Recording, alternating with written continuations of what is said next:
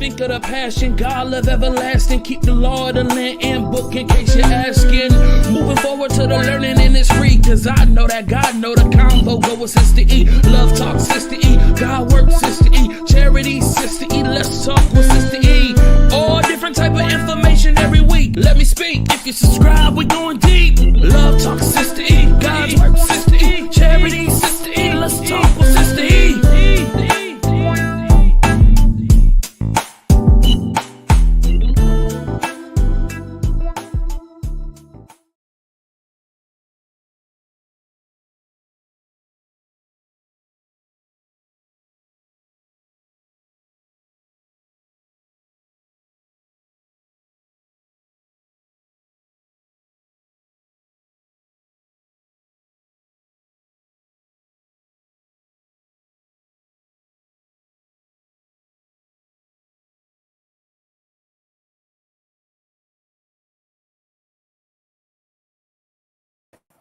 Hey, good people. Hello, y'all.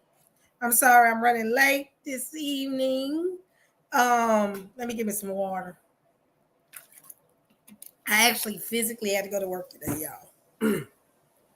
Thank y'all for joining me. I ran in the house real quick. I was on the phone trying to get some stuff done, talking on the phone real quick, getting some food together. And I'm still not done with housework. But guess what I'm going to do? I'm going to save it until tomorrow. Oh, Lord, y'all need to see. I promise y'all, my daughter and, her and her friends hang out over here and all that. So it's like constant traffic in my house. So let me drink this water. I hope this is my water. Hold on. Can y'all hear me fine? Can y'all hear me fine? Oh, so I want to say shout out to all my peeps in the chat. Let's start out. Let's start here. Let's see. So you love Yah. What's going on? Shalom, shalom, Yasharel. Timothy Davis, what's going on? Welcome, welcome. Shalom. Arrow Spike. Shalom, shalom. Stephanie M. Shalom, my sister. I said Timothy Davis, right? I ain't say Timothy, right? I meant Timothy Davis. What's going on, Stephanie? What's going on? Karima, welcome, daughter of Yah, welcome. Angie, love Yah. That's, you know what, Angie? That's how your phone, that's how your name is saved in my phone. Angie, love Yah. That is too funny. What's going on? What's going on, y'all? Let me see who else I got in here. I said, you love Yah. I said hello to you already. Hold on. Let me see who else I got. Diana G. Thompson, MBA, Master of Business Administration. Is that what that is? A Master's of Business Administration. I have a bachelor's in business administration. And ask me, am I going to go back to grad school? No, I can't. But hello, my beloved sister. Yeah, that was my study. I got a BBA. That's what they call it, Bachelor's of Business Administration. It was at IT though. I was in the IT arena. I was in that arena. So don't let me miss no names. Let's go. My last name I said. How this chat moving fast. I said Diana. Hello.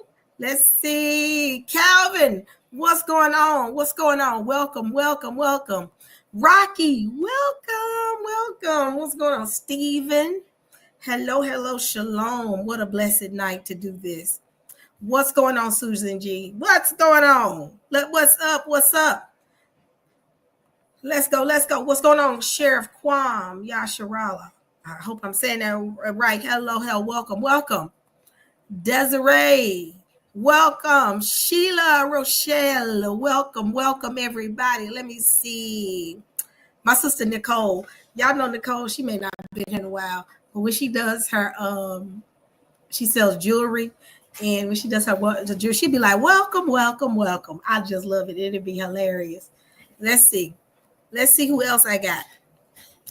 I don't want to miss nobody. Essie, what's going on, Essie? Welcome, Essie. Team Truth, what's going on? These people coming in here. Michael, what's going on? Raya, welcome. Let me see. I don't want to miss nobody. If I didn't say your name, say something. SOY, what's going on? Welcome. Yashka, welcome. Yashka, I hope I'm saying it right. Welcome. Let me see. Cindy Lou, what's going on with you? Let's get it going, y'all. Oh my gosh, y'all. How did that drop? Did it scare you? You know that didn't scare the best out of Rio. All right, y'all, let's get it started. Let me see. I'm going to be saying names all night. Let's see. I think I went through all my roles. La Marie, what's going on? Guard us, my brother. What's going on? Martin Day Moses, welcome to T. What are you doing, Madison? Oh, God, this child of mine, y'all. T Dizzle, what's going on, T Dizzle? What's going on with you? Imana, I hope I'm saying it right. Welcome. Gwendolyn, the original, Mr. The Original School. Carl, what's going on? Okay, y'all, I gotta stop. Lala, what's up? Lala, what's going on? I'm gonna be calling names all day because new people coming. Welcome everybody. What's going on? I'm just gonna put it over here. Just put it on here. What's going on, Terry? What's up? Finally aware of you. I hope I didn't miss nobody. If I did, and you want to shout out, please say something in the chat. So y'all, let me see, y'all. I got some people that's supposed to come and talk about this. So I'm gonna play this video for y'all. Let me see. I thought I'd send it to myself, but I'm finna send it to me. Have y'all heard about what's going on with Marvin Sapp before we get started? Before we get started about this, Have y'all heard about when Marvin Sapp locked them folk in that church and made them, allegedly locked them in the church and made them pay $20 to raise off? Y'all, that's crazy. I wish, y'all, let me tell y'all something before we get started on this subject. If a nigga lock me in their church and tell me I can't leave until I can't, and I'm going to pay, when I tell you, I'm going to play it for y'all. Let me play it, and then we can get to the other thing. Let me see.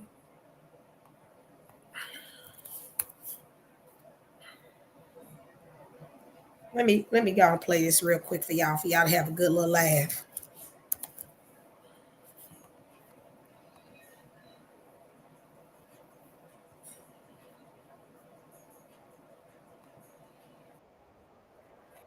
Hold on.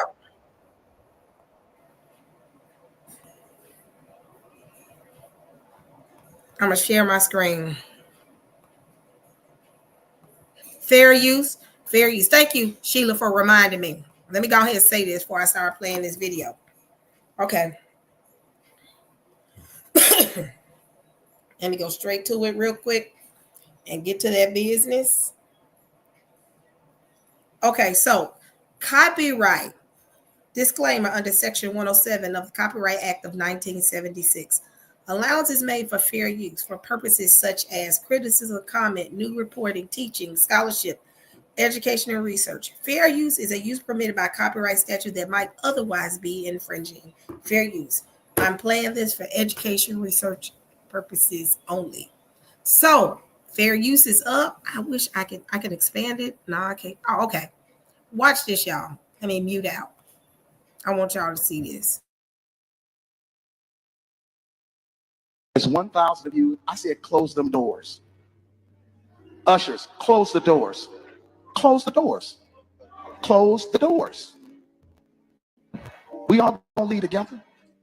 Y'all ain't going no place but to the restaurant. There's 1,000 of you tonight, and those that are watching, it's 1,000 that's watching online.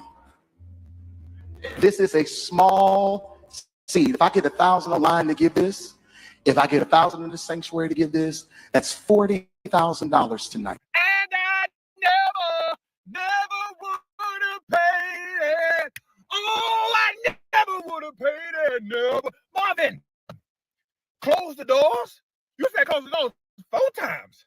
I'm a cheerful giver. I believe in tithing, but close the doors? Marvin, this feels like a shakedown, Marvin. Close the doors? Nah. There's 1,000 of you. I said, close them doors. Ushers, close the doors. Close the doors. Close the doors. We all gonna leave together. Y'all ain't going no place but to the restaurant. There's 1,000 of you tonight, and those that are watching, it's 1,000 that's watching online. This is a small seed. If I get 1,000 online to give this, if I get 1,000 in the sanctuary to give this, that's $40,000 tonight. And I never would have paid it. Oh, I never would have paid it. Never. Marvin, close the doors. You said close the doors 4 times. Y'all, close the doors. If I would have been real disrespectful if I would just push one of them ushers out the way. Be like, you don't get out of my way. Baby, we would have been scuffling in the back. They would have been like, what is that noise? It's Sister E back there shoving that woman. Well, I wouldn't have done it if it was a mother. I would have found somebody that was my age and then pushed her out the way. We're like, you finna let me out this church. Oh, you finna let me out this church. I would have pushed. I would have strongly told her, you're gonna get out of my way because I'm going home. And that's it right there. Crazy work, y'all. That was some crazy work right there.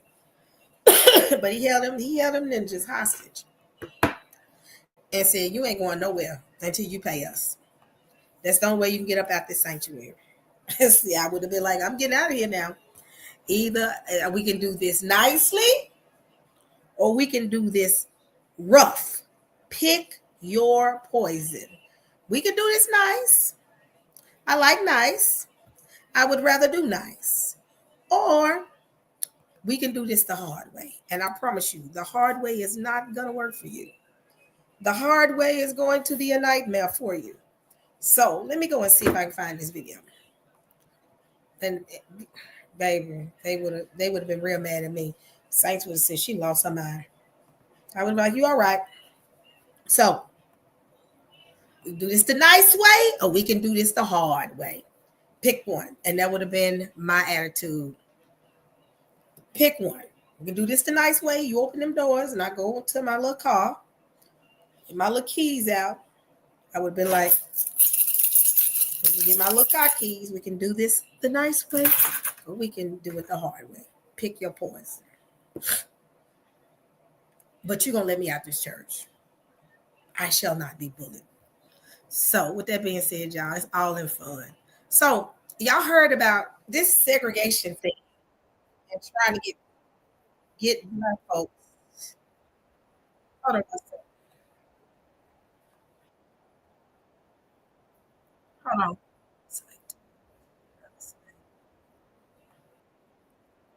Okay. So I'm going to play this video for y'all. I'm going to try to pause this. Hold on one second. Because my computer is doing the most right now. Allow. Okay, so there's an event called, it's going to be happening October 5th. It's supposed to be like a global, we finna get back on subject, y'all. A mass global protest on April 5th. April 5th is on a Saturday. And everybody's supposed to hit the streets and protest. Black folks ain't playing that game. Black folks said, if we hit the streets, this is going to be a reason for you to implement martial law. The interesting part is, y'all have done all this segregation, removing DEI, doing all this stuff. And then all of a sudden, right after all that, now black folks is getting these streets and protest. So this YouTuber actually did a post about this. Not YouTuber, but TikTok. Content creator talked about it. And I want y'all to hear about it and tell me what y'all thoughts are. So let me present, share screen.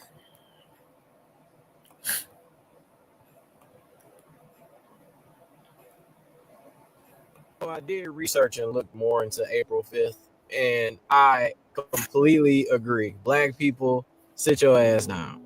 Like, usually I'm not a part of protests, but I do a lot of media and I document protests. So usually I'm out on my bike just documenting the whole thing. But in this case, I don't even want to get out and document it. Because let me just explain the whole logic behind this. For some reason, right, every time there is a protest that involves everybody but us as black people, it's okay. But every time, and historically, you can look this up, every time black people have tried to protest, for some reason, like, the police see it as a red alert. You know, they see it as, okay, we need to use force. And literally, you can put two groups of people, black people, and whomever you want to choose, and let them protest the same way, and somehow the force will only be used against black people. And it makes perfect sense for black people to feel this way about this protest. Like, even though we all might be a little different as black people, we all on one page when it comes to peeping game. And we all see exactly what y'all are trying to do. And this is something you have to understand too, right? So you have a large group of, Trump supporters. So they automatically gonna feel that any protest against their president is unpatriotic or some sort of threat. And a lot of those Trump supporters are crazy. Like, they're gun-toting crazy supporters. So if you put them in a position where they see large groups of people protesting against him or whatever's going on in the world, they immediately take offense to it. But if you put them in a position where a large group of black people are partaking in that protest, they immediately see violence. And even if there isn't any sort of violence, they will incite violence. They will literally start the violence and somehow migrate to only wanting to act on black people. That's why a lot of black people are saying we sitting this one out. Because one thing that needs to be understood is we already had the Million Man March. If you're not familiar with the Million Man March is, look it up. We already had our grandfathers, great grandfathers, dads. They did that. And that was already millions and millions of black men. So we did that already. But in today's climate, with how crazy some of these people are, we're not doing that. Black people want to just be out the way and let everybody else do what you need to do. Because if anything pops off, let it pop off with those people. Don't let anything pop off and somehow we get pulled into it, but we suffer the most damage out of everybody. Because they'll do that. It's almost like they're waiting for that. You already got this weird segregation stuff that's going off. So it's like, why that before this? And I'm already hearing echoes over the internet out of all the days they plan on banning TikTok again on April 5th. Why? And when we already have kind of opened that rabbit hole of when they ban TikTok, it's because they want to suppress information. And out of all the days on April 5th, why would TikTok, the most universal connecting platform, social platform, why would it be shut off that day out of all the days? Because hypothetically, let's say TikTok was banned on April 5th and all these protests was popping off. You wouldn't really know what's going on. You couldn't be on the Midwest looking over to the East. You couldn't be to the West looking over to the East and seeing these crazy forms of whatever the protest has to offer. So just those two things alone is suspect. But overall, I completely understand why all black people are saying, hey, we not doing this shit. I agree. I don't want to be out in that. And like I said, I'm usually used to being out in protests and stuff like that, documenting, but not this one. Because what also needs to be understood is that there's people that they want to act upon their impulses, but they can't because they still got a pinch of sense in there that tells them, hey, I can't just do this against a particular group of people because I know how it's going to look. I know that it's going to threaten my job, my career, my friends. But if you give them a perfect scenario, they can act upon their impulses. And another thing is that if we as black people set out this protest, they will make the protest what it's about, right? It will be what it's supposed to be about. But if we involve ourselves, they will take the universal reason for what the protest was about and they will make it about black people. They will do that. And we don't need that happening again because this has happened once before. You remember back then when everybody was doing the Black Lives Matter protest, right? And those were solely protests for Black lives. It was so obvious, right? You know how much backlash that got because for some reason, everybody wanted to make it a universal thing. It was a protest about black people. But everyone wanted to universally make it about everything. They wanted to make it about everybody. No, all lives matter. We get that. But this is a black people thing. Well, see, we learn from that. And we learn to not make things about ourselves around a lot of y'all. Because when we make stuff about us around y'all, y'all make it about everything else. So now it's the reverse Uno. Now we out of it. So y'all can't say they're making it about themselves. Nope, we're out of it now. Black people, we're out of it. So now everybody else that's involved in it, make it about what it's about, which is the corruption and Trump and all that. We actually doing y'all a favor. So if you're black, sit your ass down on April 5th. Don't go out. Don't do it. Nope. Let them do that. You stay at home. You find something to do. A good movie, some food, a video game, whatever. Take up a trade, a new book, whatever. You stay your ass home. Let them make this about what it's about. Don't let them tell us, oh, you're making it about yourself, because that's when the problems is going to start. No. Nope.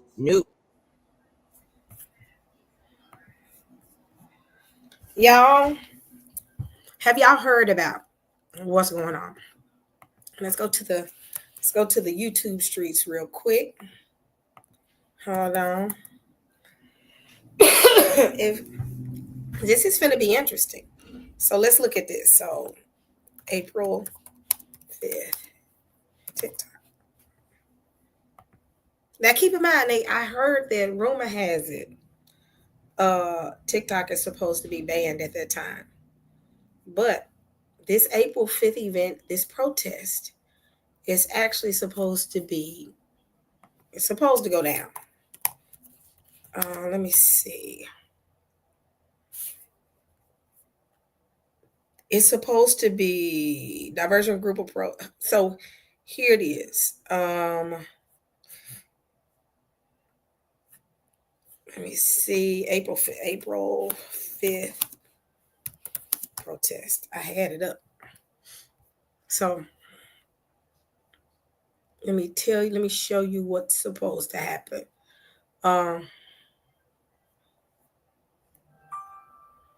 Here it is.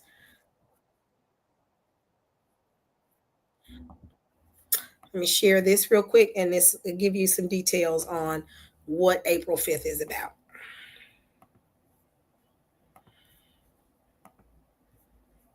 History has shown the power of nonviolent protests to create change. Think of the civil rights movement here in the US, or Gandhi in India, or the protest that brought down apartheid in South Africa. We have seen that when people gather in large numbers, as is happening all over the United States, as well as all over the world right now, standing up to fascist authoritarianism, change can in fact happen. Which brings me to the whole point of this video today, which is to let you know about a nationwide day of protest happening on Saturday, April 5th. Now, in the description of this video, I have a link to my post, which breaks down not only a bit of history about nonviolent protests, as well as how to stay safe during them, but also links to the handsoff2025.com website so that you can find the protest near you. I will be in DC and hope to see you there. History has shown the power of nonviolent protests to create change. Think of the civil rights.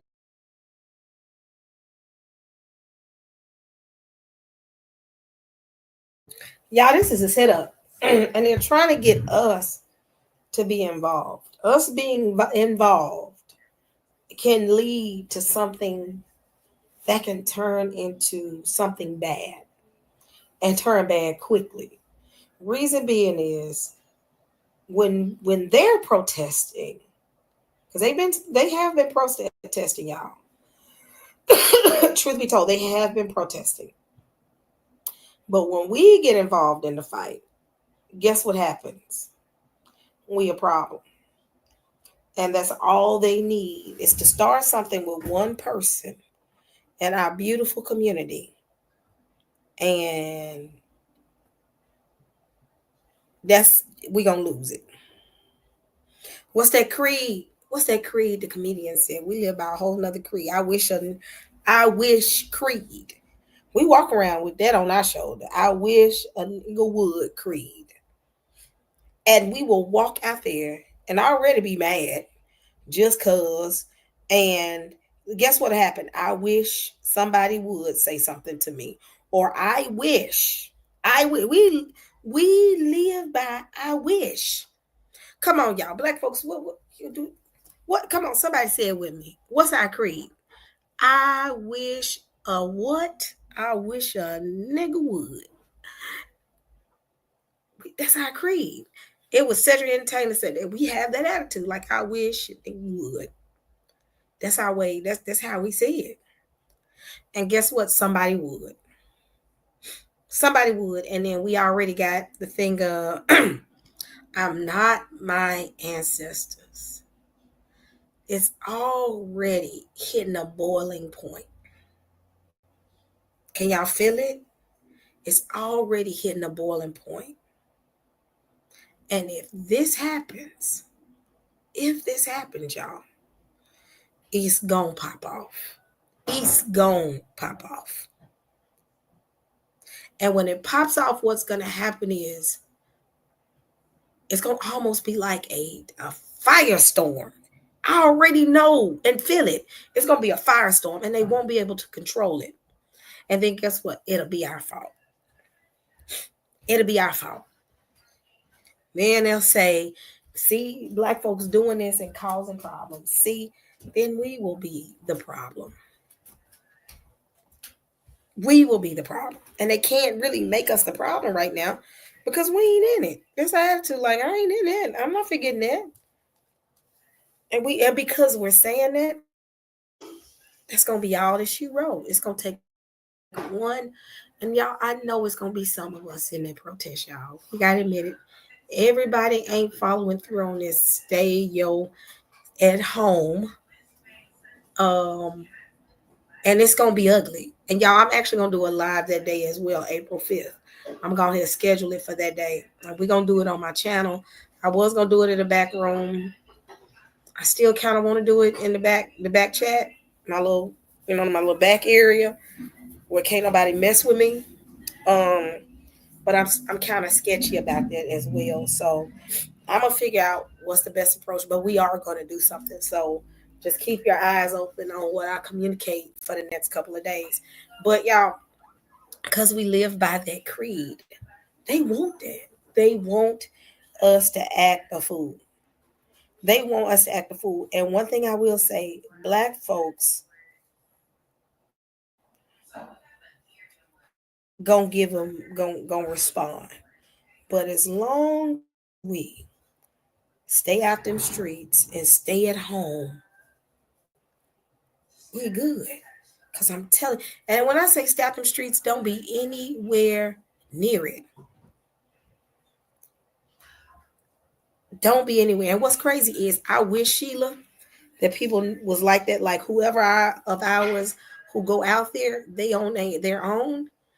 We see it like that, but they gonna say because five ninjas that fought with the police, it's gonna make a whole thing go left. And guess what?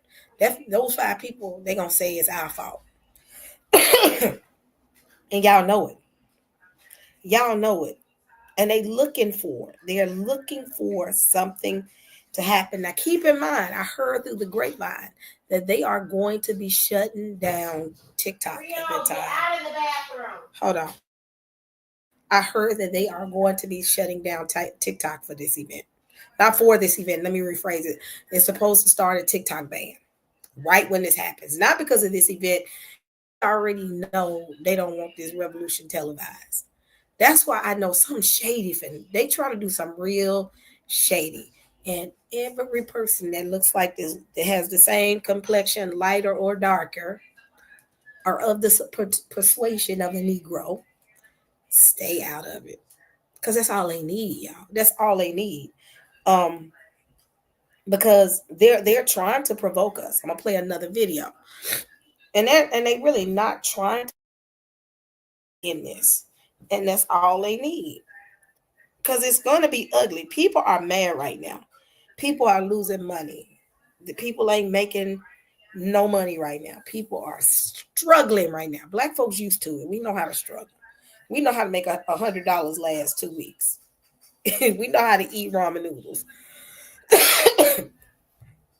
We know how to stretch it. But they're in a position they're not used to scuffling. They're not used to not having. And they need us out there so they can get back what they want. Ain't nobody, our folks ain't getting it. I'm gonna play another video for you. Because they getting ready to hit them streets, y'all. They getting ready to hit them streets. And I'm gonna play another video for y'all.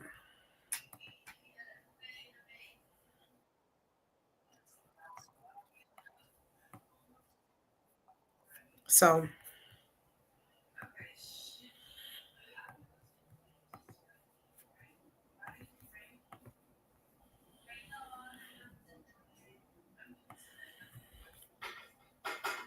marches and protests are coming up, and I wanted to remind you all of one very important thing. A protest, especially in the form of a march, is only the starting point. It is a critical catalyst, but it is not the beginning and end of our work. We do not just march and then we arrive, and the way that we got there was the work that we did, and that was all that was needed. No, it is what happens when we reach that destination and transform this one moment of action and attention into sustained pressure and systemic change. Being so for real, the signs, the chants, the walking through the streets, like, it is awesome, and it is way more symbolic than it is tangible. What we want the symbolic march and protest to lead to is tangible outcomes and actions, like sit-ins, like the freedom rides, like the Boston Tea Party. They dumped the tea into the water, right? That was the action that actually prompted something. It wasn't just like, fuck you, we want our tea, like whatever it was. I'm not a history buff, I don't know. But honestly, like, it's one thing to say, hey, leave it as it is, and another to be like, fuck you, I'm dumping it in the ocean, right? And that is the difference. The march, right, where we're saying things and we're rah rah rah and we're chanting and we have the big megaphones, like, yes, it is symbolic, it's awesome, it's a call to action. It is a call to action, right? We need more than just the call. We also need the action to back it up.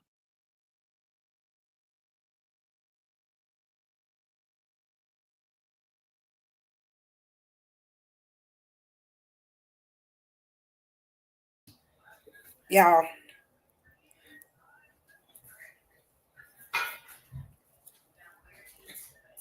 I'm gonna drop the link. Everybody have some act right. I want to hear everybody's viewpoints. I'm not gonna be up here all night. Yes, Sheila, I'm dropping the link. Don't go nowhere, Sheila. Sheila be like, I'm finna go. Everybody be nice. Please be nice. We want to keep Sheila here. We want to keep Angie here. Everybody be nice. I'm gonna drop that link for a second.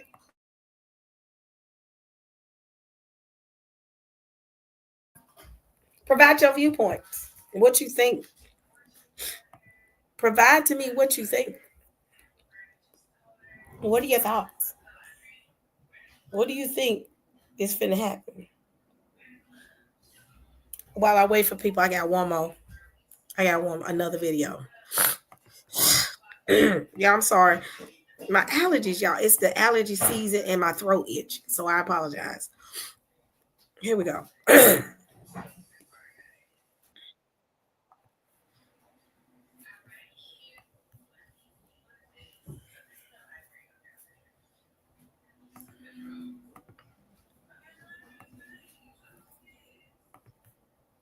Now this is our fault. Stay out of this mess. Stay out of it. Oh my gosh. But this our fault. Are you ready for April? Because it's approaching. Next Saturday, April 5th. The TikTok ban. Apparently, the app is going to get banned on the 4th once again. And it just might go out. And all the people, businesses, all the money that people make, let's hope you get it. Because April 5th, people will be marching. People will be protesting. It's going to be a historical time in America. As we approaching the red heifers and the 7-year tribulation, the peace treaty, oh, that time is coming. They know what's about to come. They know what's about to begin. The question is, do you know? The question is, are you ready? They're trying to keep it silent. I'm trying to tell you out loud.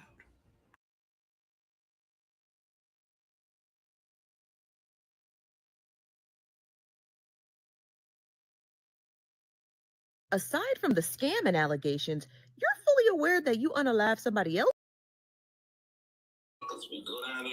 I got another video. Man, y'all want to come to my channel on April 5th and we all come together and talk about what's finna happen? I'm going to set it up because we're not going to be in it. I knew you were coming, Goddess. You got to come up here. He finna cut up. Me and him finna have a good time. I was hoping you was coming up here. I meant to message you, and I think I messaged it, but I forgot to have the link. So tell me what your thoughts are about this. Because Chicago is one of the cities they talking about coming together for this April 5th event. I saw So Chicago, I saw Philadelphia, I saw New York, I saw DC, I saw like the major cities. so who's organizing this? Nobody knows. I don't know who And organizes this. yeah, and you are absolutely right. If you don't know who organizing it, stay out of it. Correct. It's as simple. With the Million Man March, you knew who was organizing. Yep. This one, if you don't know, stay out of it.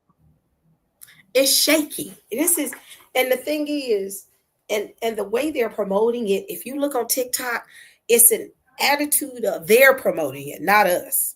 Like revolution. Like they finna take to the streets.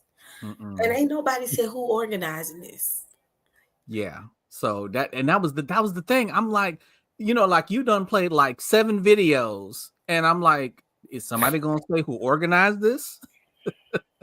Nobody is saying anything about who organizing this. And everybody keeps saying the same thing. They think they're trying to do this so they can cause martial law. They want martial law. Well, this is purposefully done by somebody who ain't got the interest of black folks. I know that for sure. Yes. Because all of a sudden, after this DEI and this segregation conversation, all of a sudden it pops up April 5th, April 5th, April 5th. And I'm like, where is this coming from? Yeah, but it's all on TikTok. You know what? Because April is, I believe, let me see. Oh no. So, white supremacists like to do things in April because, April is Hitler's birthday. I didn't know that. Yeah. Let me see. It's April 20th. Adolf Hitler's birthday is April 20th. And he actually died in April too, April 30th. So it's a famous, it's a famous white supremacist month. So yeah. Let me see. I'm gonna see who is organizing this.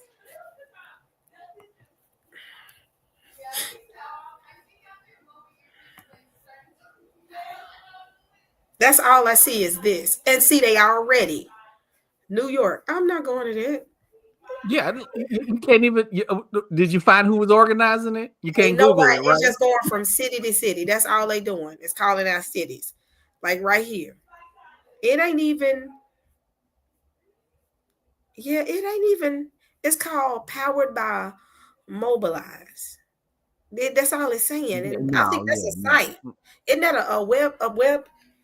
What is it? That don't sound like no. That don't sound like no organization. Yep. And they talking about going to Bryant Park. Bryant Park is right next to Times Square. I wouldn't go nowhere near that. No. Man. Let me see. Cities. It's called Hands Off.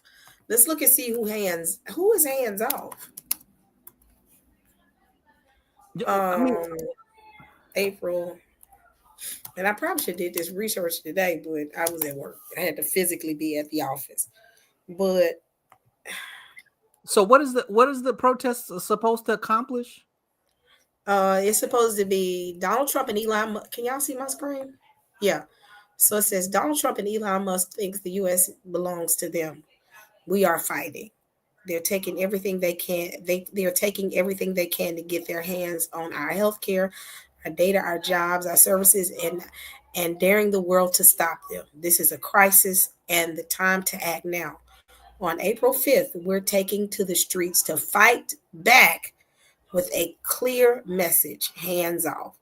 The mass mobilization day is a message to the world that we do not consent to the destruction of our government and our economy for the benefit of Trump and his billionaire allies. Alongside Americans across the United States, people are marching, rallying, and protesting to demand a stop to the chaos and build an opposite, opposition. I can't talk right now. Movement. Am I saying it right? Opposition. Yeah, opposition movement. Yeah.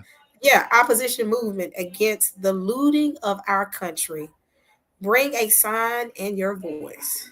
And it says Democrats abroad. And this is posted by this person right here.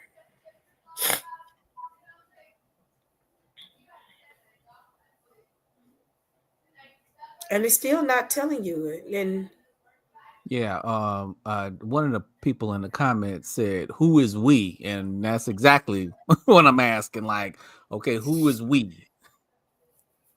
man, this hands-off movement. What are your thoughts? What do you think the outcome of this? Just tell me what you think.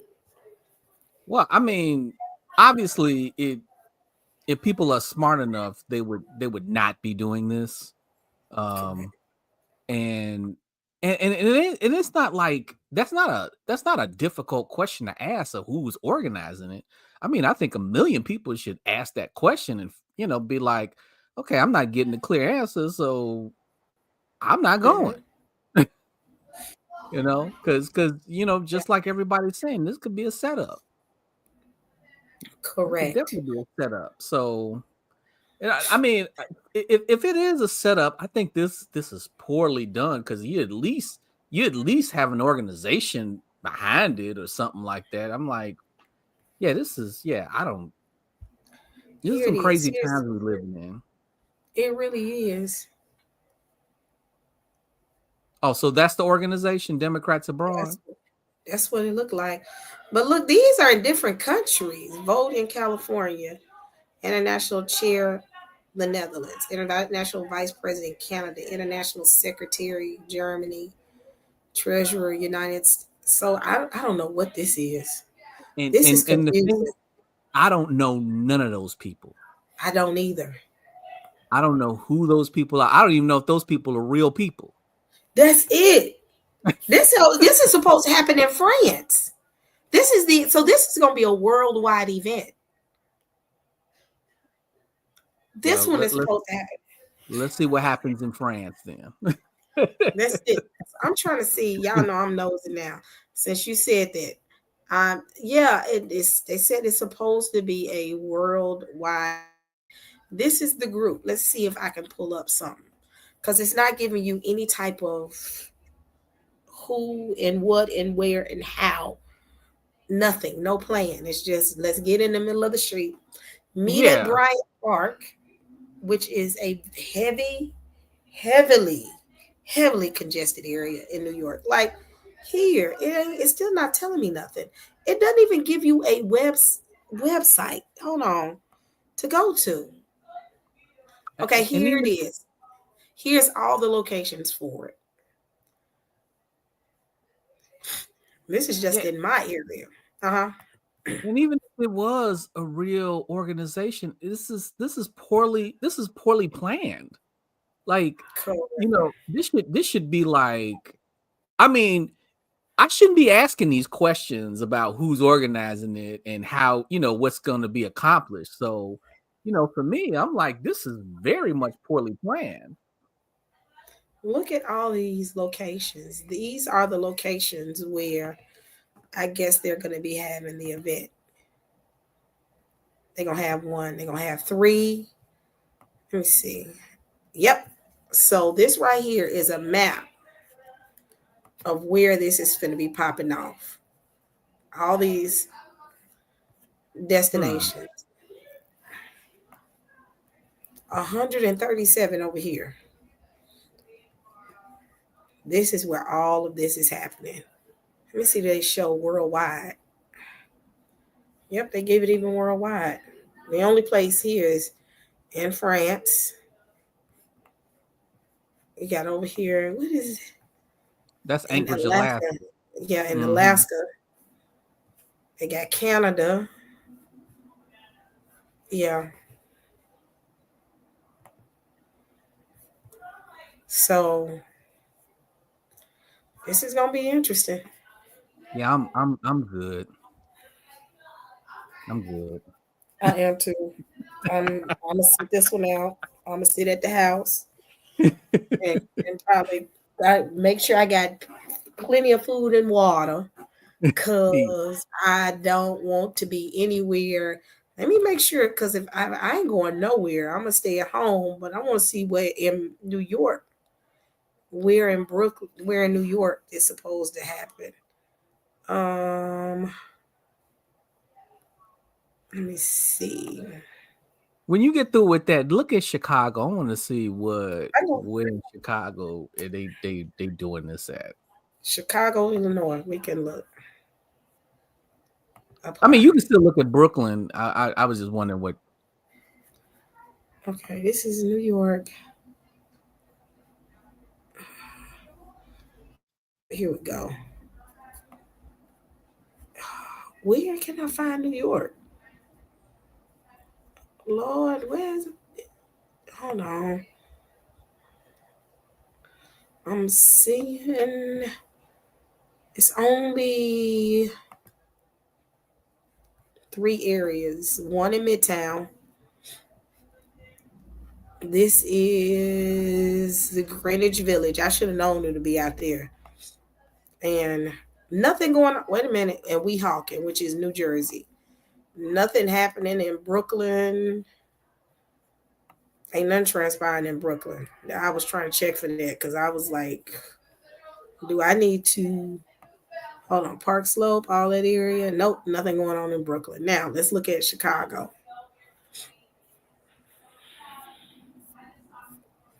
Okay. Where's Chicago's? We're in the center. No. Over there, Lake Michigan, up top. Oh, I should have known. I should have known. Yeah. Right here. Yep.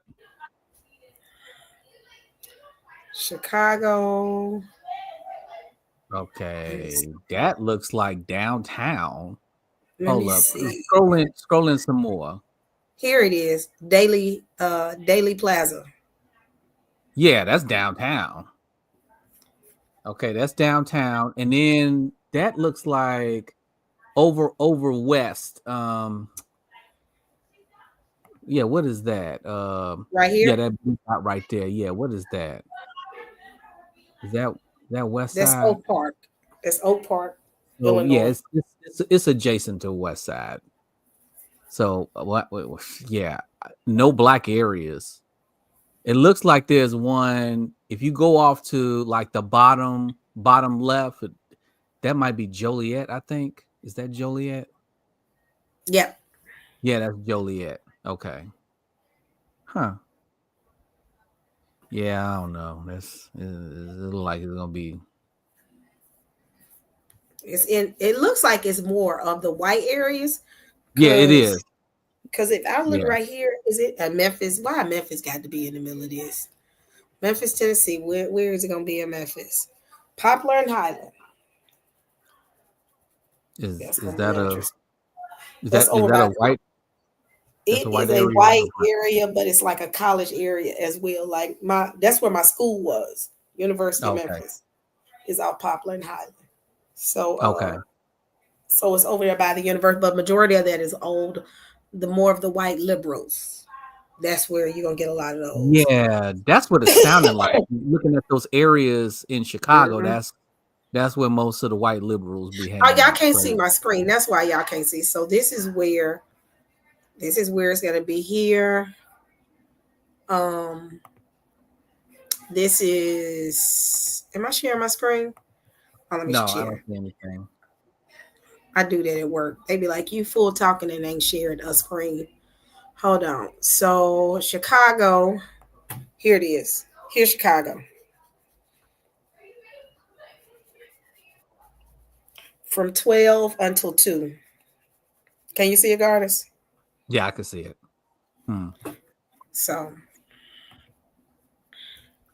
yeah, I'm gonna drop this in here because I want people to kind of, if it's in your area, you'll know to stay away from that area. Yeah, I'm definitely going to be doing that. Okay, well, sister, I don't want to hold you up. That's all I want to say. They didn't Okay. tell me who was organizing it, so when you don't say that, stay away from it. You sure right about that? Well, thank you for joining me. I'm gonna do something on April 5th if you want to hop on. Okay then. All right, my brother. All right. Y'all stay out those areas. I think I dropped the link in there of where these places are gonna be. Let me share.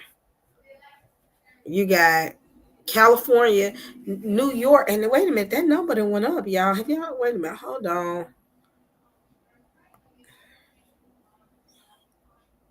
Yeah, in New York, they really just stand over in. Let me see. Y'all get confused where I can find New York on the map. Don't talk about me. So it would be right here. Okay.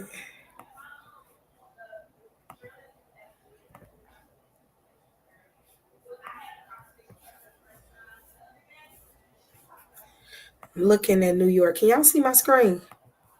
Oh no, I'm looking at New York, y'all. Hold on. Let me look at my screen. Let y'all see what I'm looking at. So I'm trying to see where it is supposed to happen to make sure we call out all the areas in New York. So you got 3 locations here, and you got up here in Yonkers.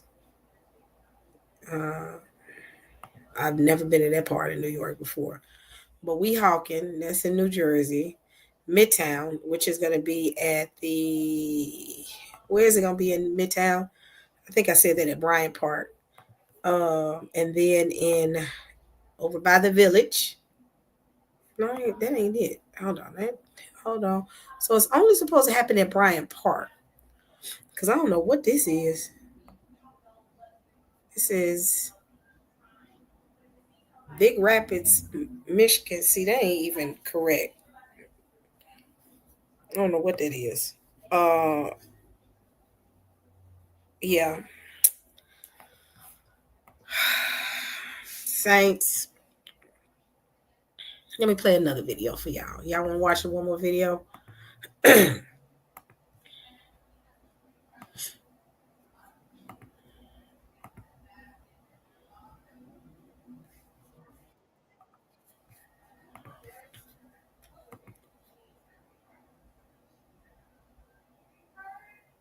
Yeah, that's weird. That's Michigan, but it showed like over by New York. So I'm wondering why it says that, because that's not Michigan, that's New York.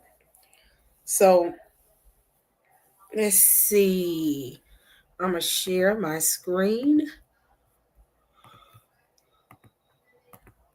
Here we go.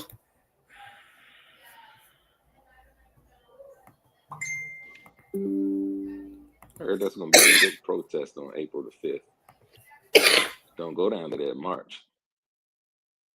Stay home.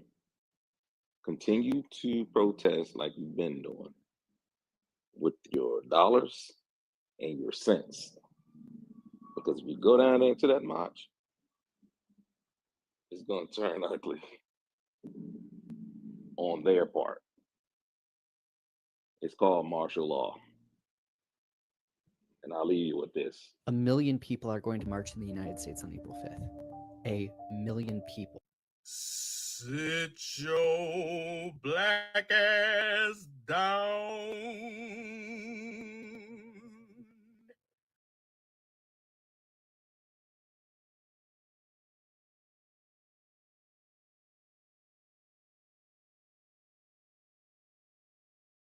They got this whole thing on TikTok where somebody's singing "Sit your black eye."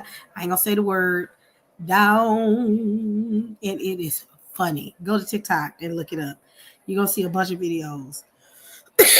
Black people like getting up saying it's a protest, and then somebody you'll hear your ancestors saying "Sit your black," and yeah, that one. But yeah, I think I'm gonna be on YouTube a lot for the next couple of weeks because because it's really gonna be white people riding in the middle of the street. It's gonna be a few speckles of us that just be want to be a part of their stuff. Just stay out of it. But They protested. They protested. They mad right now. They mad because they ain't got no money. Like I said, you can't do you can do. We gonna learn how to live. I hate to say it. We gonna learn how to survive. We gonna learn how to make it. We gonna be all right. But yeah, it's not gonna work for us if we go out there. So I'm gonna show y'all some more segregation TikToks. Y'all want to look at those real quick before we go, so y'all get a good laugh in. Let's go ahead and look at them. There are more segregation TikToks. I found them. Here we go. Here we go.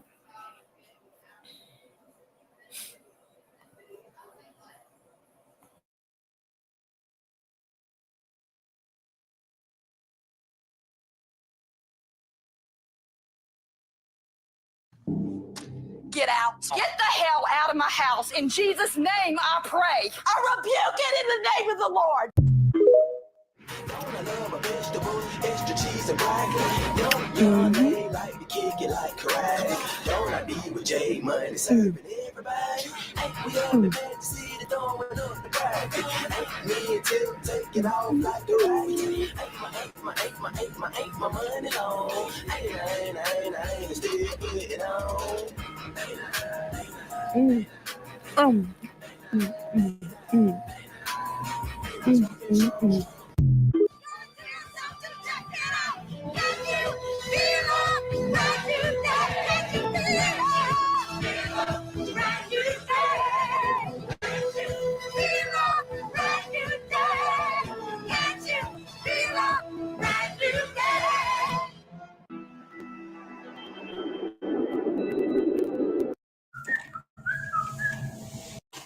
Oh, honey, can you be a dear and hold the door for me, please? I got so much in my hand. Excuse me? Can I do what? Excuse me? What did you just ask me? Oh, I just asked, can you hold the door for me, honey? I just got so much in my hand, I can't open the door. What do I look like? Are you a slave?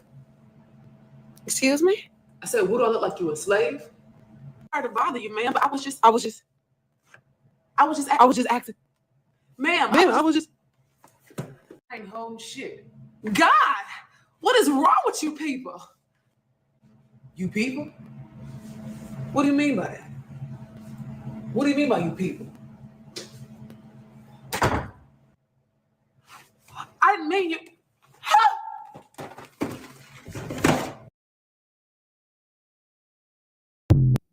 So like, which side do I go on?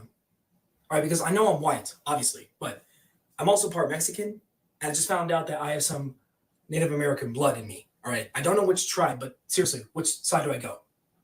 Like, is there a neutral zone? Do I go back to Mexico? Do I go to Europe? Because if not, if I have to pick either side, then I don't want to go over here with these fuckers. We all know why. This side is way better at everything. However, I know 45% of their culture. I know that because there's this quiz on TikTok that asks, are you black? And that's how much I would get right. Okay, I lied. It's 40-ish right. And for those who knew me in high school, yeah, I would make a complete ass of myself if I was over here. So seriously, where do I go?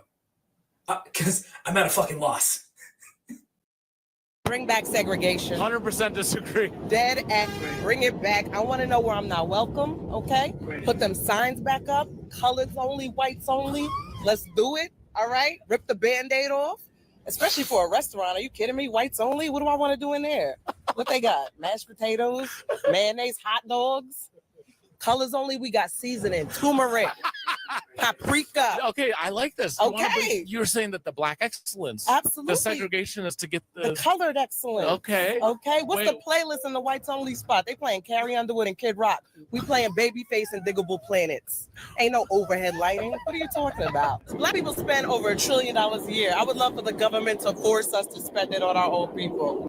This is very good. Yeah. I like this a lot. I brought you over to the side. And while we at it, bring back sundown towns. They never left, but... What's that? Well, a sundown town was back in the day during Jim Crow where black people weren't allowed to be in a town after the sunset. Wow. So those towns never left. They still exist in America, but they took the signs down. I want them to put the signs back up. I wanted to say 248 miles to the next town that likes colored people. Get your gas in Atlanta. Don't stop till you get to Savannah. All right? I'm with her. He with me. Brother man, how you doing? All right. I see you've brought your pasty peppermint patty out tonight. And I'm just wondering why you folks are over here. This is an all-black soiree. You want to get in? Well, if I was to be so inclined, let the twos of yous in, I'm going to have to check your sugar sardine Sarah's paperwork here. Now, Becky, why'd you want to go and get yourself a black man for? Huh? To have beautiful mixed babies? Well, I'll be, brother man. This your mayonnaise, Michelle? I gotta ask you, who did you vote for? Trump? That orange orangutan? Big Gaboon? You and your mashed potato Mary, lizard lip lit liquor, keto Karen, chalk mascot, Botox Betty Crocker, flavorless oatmeal Hellman's Heather got 45 seconds to get in your car and exit the premises. Now, because we believe in gender equality around here, this switch got a binary trigger. 44, 43. Well, I'll be. They said we had some seekers running around here. You fellas lost? You looking for some Kool-Aid? We do have some of the best Kool-Aid this side of Mississippi. But unfortunately, we don't take too kindly to outsiders. I understand you thought you would be welcome here, and that's fine for passing through. But you're not allowed to get out of your cars. We have a certain image that we have in our town, and unfortunately for you, you don't quite fit the description. I don't want to tell you what happened to the last people who came here that look like you, but let's just say they don't come around here much no more. Well, I tell you what you do. You get your narrow ass back in that Tesla, you put your navigation system in, it's going to take you back up north, you're going to turn left on I-10, and you're going to be right back in there in Hunkerville. How about that? All right now. Don't let us catch you with the sun up. You understand? Because next time it ain't going to be so nice. And I won't be alone. Y'all have a good day now. How you, darling? Look a little lost. Can I help you this evening?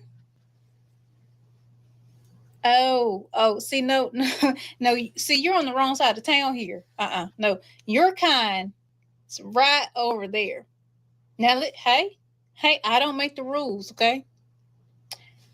I have a white dog, okay? And I'm not racist. And if it were up to me, honey, you could come right on in here. But see, around here, we can't allow that kind of activity. See, your people, normally when they come, they bring a lot of drugs and violence. We can't have that here in our part of town. Now, who invited you over here? Makai? I don't think Makai would do that. See, Makai is a very upstanding citizen, and Makai is not. He don't hang around your kind. I'm not saying that your kind, that some of you ain't good ones. You might be. I don't know for sure. I can't take no chances. So if I were you, I'd best get out of here because it's not gonna be good. Now, if I have to call Sheriff Johnson, it ain't gonna go good at all. So if I were you, I'd go ahead and pack up my stuff, get back on the road. It's a little dark. You might want to get in before it gets darker, okay? All right, because you know we can see y'all better in the dark. So I best get out of here if I were you, okay? Now make sure you don't take no more wrong turns, all right? Have a wonderful evening. For some of those, Ivan said he don't like them. So, Ivan, I'm sorry. But the point of those jokes was if they created segregation, Black people would create their own towns. What would happen if it's no longer considered to be a sundown town and we had our own? Excuse me, well, we said y'all can't come downtown. I mean, and it's like how this is how we see things. And you can't sit, people can't sit and play like these things don't happen this day. If I get caught in, I'm from Tennessee. If you get caught in the wrong side of Mississippi, it can be a game changer. Been there before. Or better yet, the wrong side of Alabama or South Carolina or Georgia. It don't work well for you. And this is current time. Oh no, I'm not talking about you, Ivan. I'm just saying in general. It's not good. And when I saw those TikToks, they were funny because how would they feel if that's what we see? And that's what we deal with every day. I mean, even if you get caught in the wrong part of New York, there are sundown towns within New York. What would happen? What's going on, Michael? Shalom, sis. How you doing? I'm good.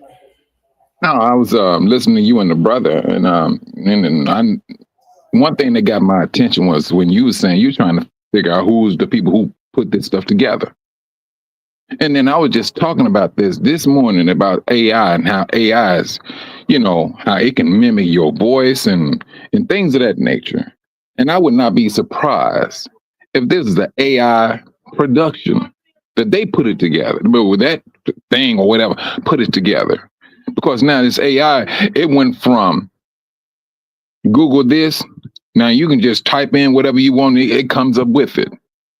And so that's just my concern, because right now, like what you're saying, you can't find me. You looking at some people that I seen and I was like, man, please. No, I don't think I'll be there. I mean, I don't think. I know I won't be there. Because see, they come off, they can play this role. We're for you people. We're for you people.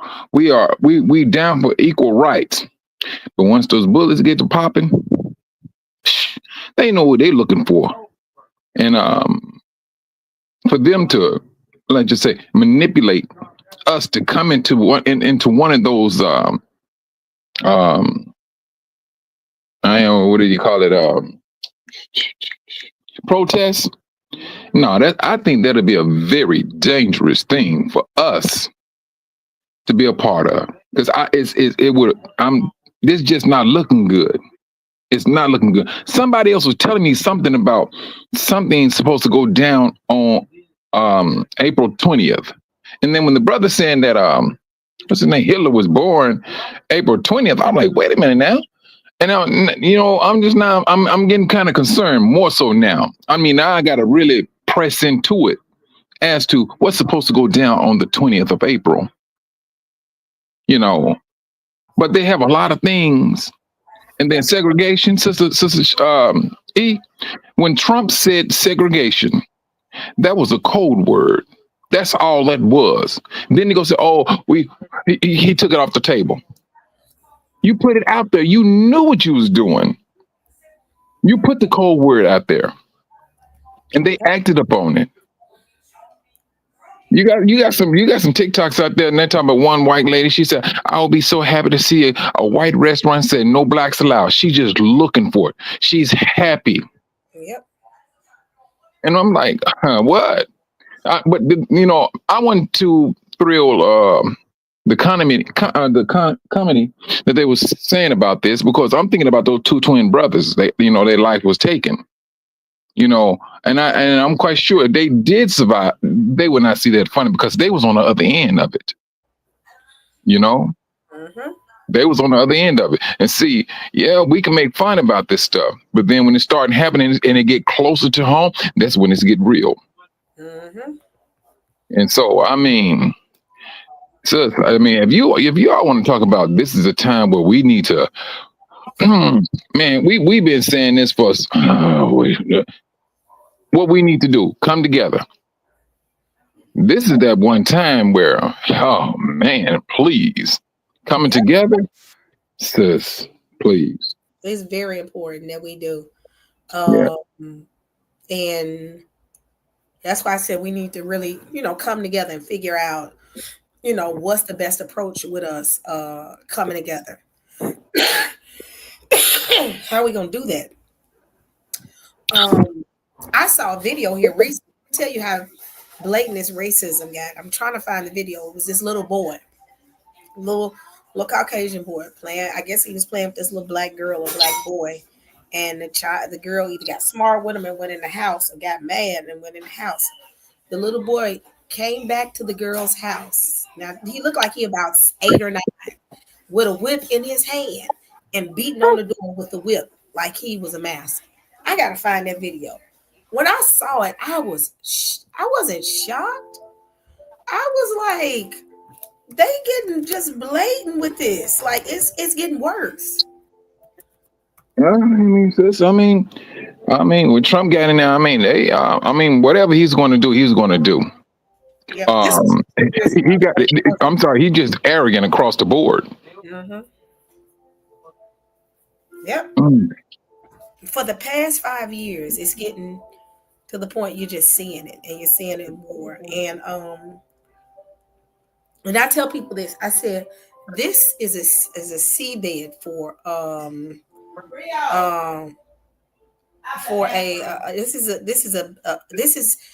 this right here. It's the most tense I've ever seen it. It is. And then you got to look at the polls, the favorable polls for Trump, who likes him and who doesn't. Right. It's still somewhat 50-50. It's not like 10% of the government, the United States citizens like him, and 90 can't stand him. It's like 44 like him and 56% don't like him. Yeah, that's still middle ground to me. Still middle ground. Let me see favorable polls.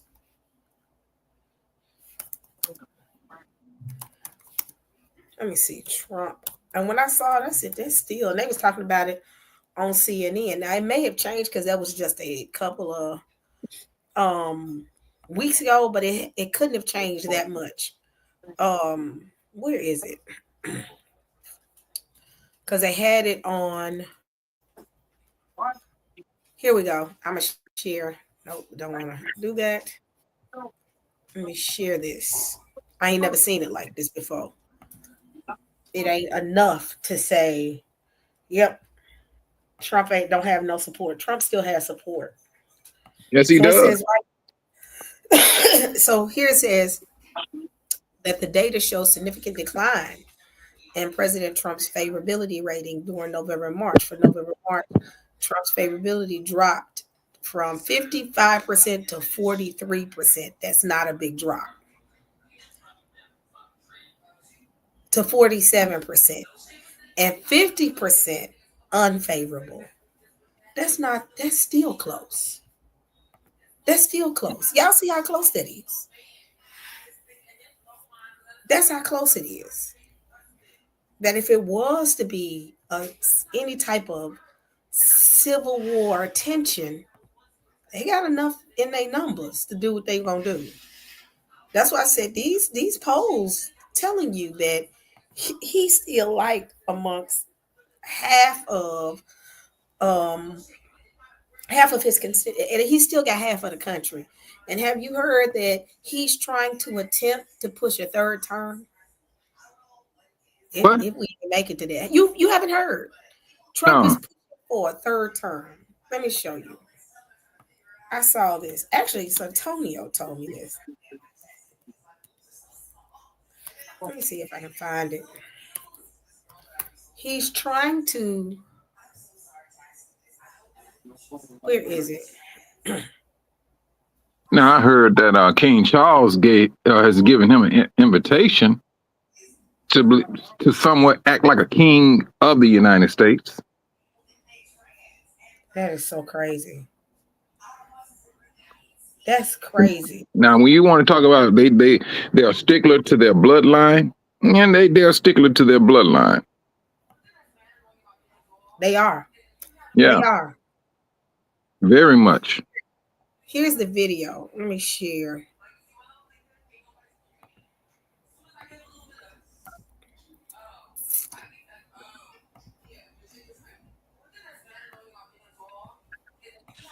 I've raised a lot of money for the next race that I assume I can't use for myself, but I'm not 100% sure because I don't know. I think I'm not allowed to run again. I'm not sure. Am I allowed to run again, Mike? I better not get you involved in that argument. I've raised a lot of money for the next race. You know, sis, I tell you, This is interesting. I'm not scared. mhm. No, yeah, that's what I'm saying. I'm not scared, but it's there's a lot of thoughts. There's a lot of food for thought that you can be thinking about because I'm like, man, and this. I mean, I never seen so much blatant arrogance as if what we're putting together is going to work regardless. I know what to say and I know how to pull back, and that's all I'm saying about this man. He know what words to put out there to get his minions provoked. They know exactly what to do, and they go in and they act upon it. And now, I think they was more so shocked when they showed up in Ohio, and those brothers and sisters came out there to meet them with it. I don't think they really was truthfully looking for that type of response. And I'm like, the thing I'm looking at, they have a lot of things on their plate. It's like they're at a buffet and they're trying to get everything on their plate. They're trying to do whatever they're trying to do in Iran, Israel, World War III. We got to do something about these Negroes, all on one plate. These are all the things they are doing or trying to accomplish, rather.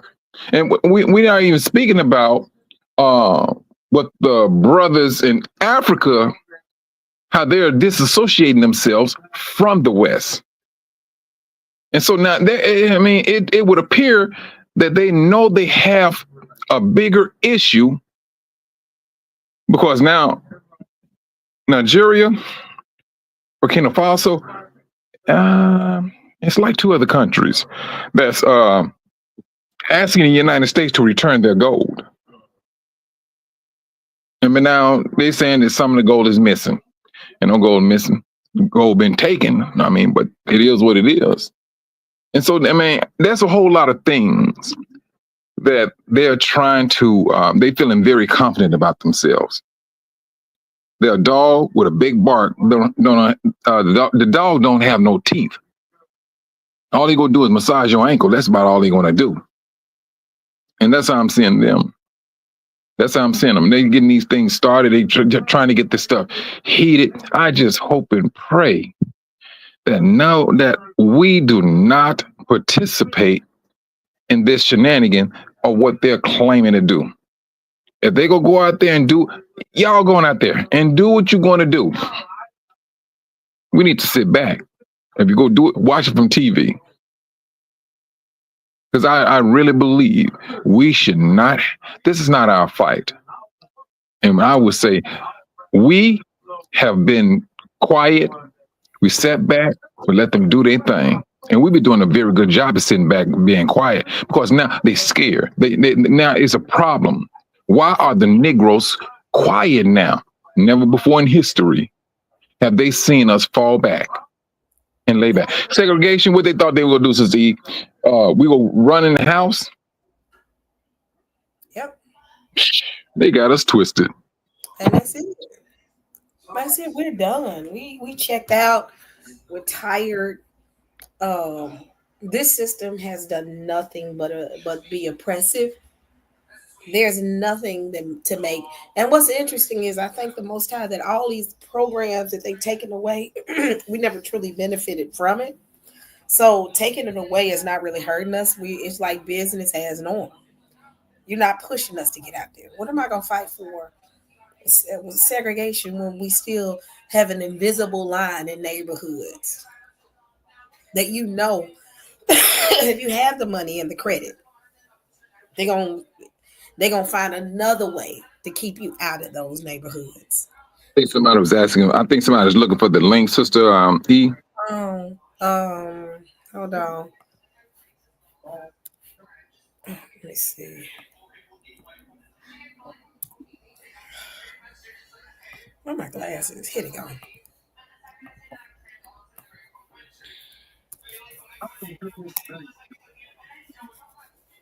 You know,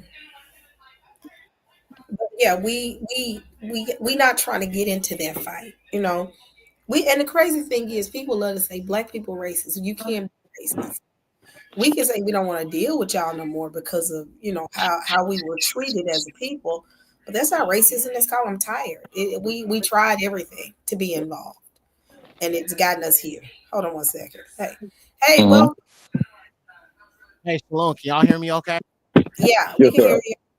All praise to the highest, Yahuwah. Listen, I didn't want to interrupt y'all, but I just wanted to come on here. Shout out to you, Sister E. I actually just saw your live as I was getting off one of my other lives, and I, wanted to jump on my platform and let our people know. I'm glad to hear what our people are saying. We are not involved with this.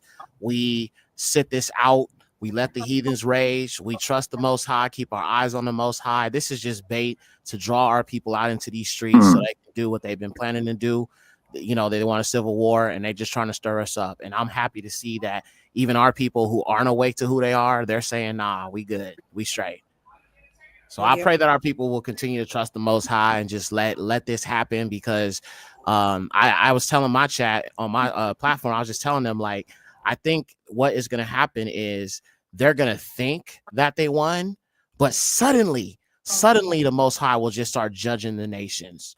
You know what I mean? He will be so provoked by the heathens to a point where that destruction is just going to fall upon them. And I believe that this is just a setup, ultimately. Brother, I believe the same thing too. I believe it's just a setup, and I think they just really trying to draw us out. Yeah. But we've been drawn out once before, too many times, and we're not even trying to entertain that. Right. I mean, what has hundreds of years of protesting in the streets done for us? Nothing. The Most High said no man will redeem us. He wants us to trust in him and him only, and that's what this is all about at the end of the day. But these, brother, let me tell you something. These Gentiles thinking, hey, I got the power, I can help you out. That's the thing that gets me, man. I mean, what? I mean, then they'd be the first one that'll turn on you. Oh, I gotta go. No, I'm not even trying to entertain that one. I'm not. That's just me now, bro. And I just hope that a lot of brothers and sisters have the same mindset. But truthfully, I seriously believe, brother, this is the time that I see a small gathering starting with us. When that man says segregation, to his minions, they know exactly what he means. Yep. To us, we were like, all right, ninja, bring it on. It's not a problem. Right. It never left. And so now you want to sit up here and put on your store whites only? We're not going there. We're not even going to cause, we're not trying to cause trouble. We'll keep it moving. That's going to push us back to those black restaurants, those black stores, those black businesses. That's the beauty about that, brother. Yeah, we got to support our own people, man. If there's ever been a time where we do that, support our people, especially our people in the truth. It got so many Israelite brothers and sisters on like Etsy making, the ZZs and the tassels and all that stuff that make merch. Support our nation, support our people. Stop giving money to the colonizer. Stop giving money to the white man. They already working against us. They trying to take everything from us. All we got is each other and the Most High. And that's what this should be about, is coming together. And I believe this segregation is actually the separation that needs to happen for us to be delivered by the highest. Yes. I understand. Yeah, I agree with you, brother, 100%. I do. I really do. Yep. It's putting us in a position to need each other. It's putting us in that position of needing each other and depending on each other, regardless of what you believe in. If you Christian, if you Hebrew, if you Muslim, if you whatever, it's making you to a point that putting us back the way we used to be, where we depended upon each other. Right. People don't realize that Black Wall Street had the top, and the person that I think the doctor that came up with the concept of heart transplant, or I can't remember, but his name is, I think, Dr. Howe. I can't remember his first name, but he was a very well-known sought after black heart surgeon in Black Wall Street. They were searching for this man. That's what we had. We had a community. They said they had more millionaires in that part of Oklahoma than all over Oklahoma. Everybody else was struggling and they was doing well. And it was multiple black pockets of neighborhoods, not just small. It wasn't a few, it was a lot of them that was thriving. And they didn't depend on the system outside of their own neighborhood, outside of their own backyard. If they wanted to go to a bank, they had their own banks. They went to their own grocery stores. They had their own transportation system, their own doctors, their own lawyers, their own financial analysts. They had their own. Yeah. And that's all y'all do. That's all they're going to end up making us do. If, let's say, something does pop off, then they push segregation. That's $1 trillion coming out of your neighborhoods. Because that first video I showed, because I really want to go show the whole thing, and I walked off and I came back. The one where it was playing the Wiz song, and she was like, "Black beauticians leaving, black this leaving, black this leaving," and the very last person that left out of that room was Black Money. That's the one that gonna hurt. That's gonna hurt them, because if we decide to come out, let's say all of us decide to come out, and we began to say, instead of working for them, let's build a network. Let's build a network. Let me go ahead and farm. Let me go ahead and get the construction workers. We build our own houses and we start our own in our neighborhoods. Jealousy go kick in. Yep. Jealousy is going to kick in. So you just gave me some spunk. You so funny. Yes. But see, the thing about them folks is they not the type to just leave and let alone. Like, they'll get to a point where if this really was enforced with the segregation, they gonna be scratching their trends like, hey, what the Negroes doing, man? We got to see what they doing. You know, what are they plotting? What are they planning? They not the type to leave and let alone. They not like that. You know what I'm saying? So it's like, we gonna have to, if it gets down to where we got to actually do this, we gonna need enforcers. Like, I think one of y'all mentioned something about those white supremacists in Ohio and how the Negroes had to kind of self-police.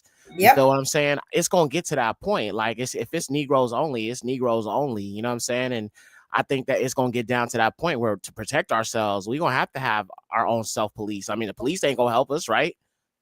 No, that's one thing they're not gonna do, because they're gonna be protecting their own neighborhood. Yep. And they're not coming out.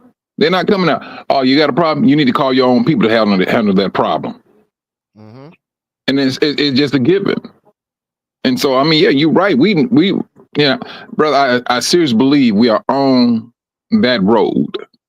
Yeah. And let circumstances keep on pushing and keep nagging, and we're going to see more and more. All right, I need to roll my own people on this one here. Now, we can sit here and talk that dumb stuff we talked some years ago. Oh, you can't trust Negro. This is one time you got to let that nonsense ride. Yeah, facts. That was just another tool of division anyway. Exactly. So discourse in the community and stuff like that. We got to realize that a lot of the things that we believed about each other was really just powered by white supremacy and not actual truth. Like, I think if we really push past Babylon and the ways of Babylon and really understand like who we are and why we need each other, that desire to want to work with one another, build with one another, that's really truly where I believe the Most High's power can shine.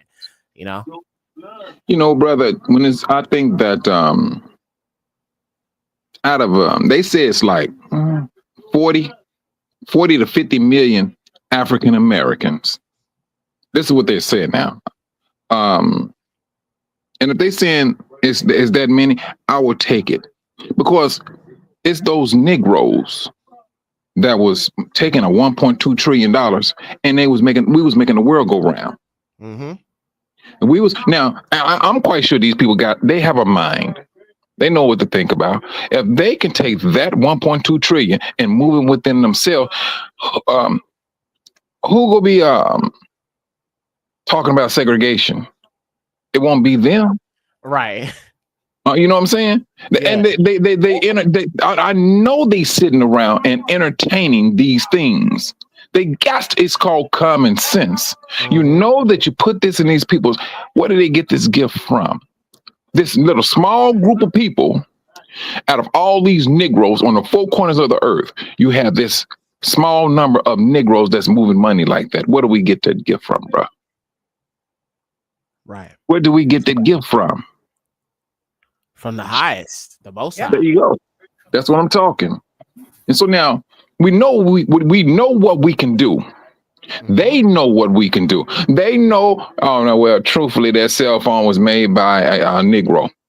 The GPS a Negro. Traffic light Negro. They don't need us. And let's not forget, prior to being brought on those slave ships from Negro land, we was blacksmiths and stonemasons and kings and teachers and knew multiple languages. You know what I'm saying? The Negroes prior to slavery, you know what I'm saying? We was them people, you know what I'm saying? And we built Timbuktu. We built the Songhai Empire. You know, it was ruled by Hebrew kings, you know what I'm saying? Our people and all of that. So it's like, we have that within us to be able to do. But one thing I will say is I don't think segregation, at least for them, is 100% realistic. Because if you're talking about removing Negroes from everything, I'm talking about music, I'm talking about sports, I'm talking about entertainment, you have nothing. You have unseasoned sauce, brother. You got unseasoned sauce, brother. We all that seasoning, man. Just saying. They be butt naked, brother. They would be absolutely butt naked out there. They be like, who are you?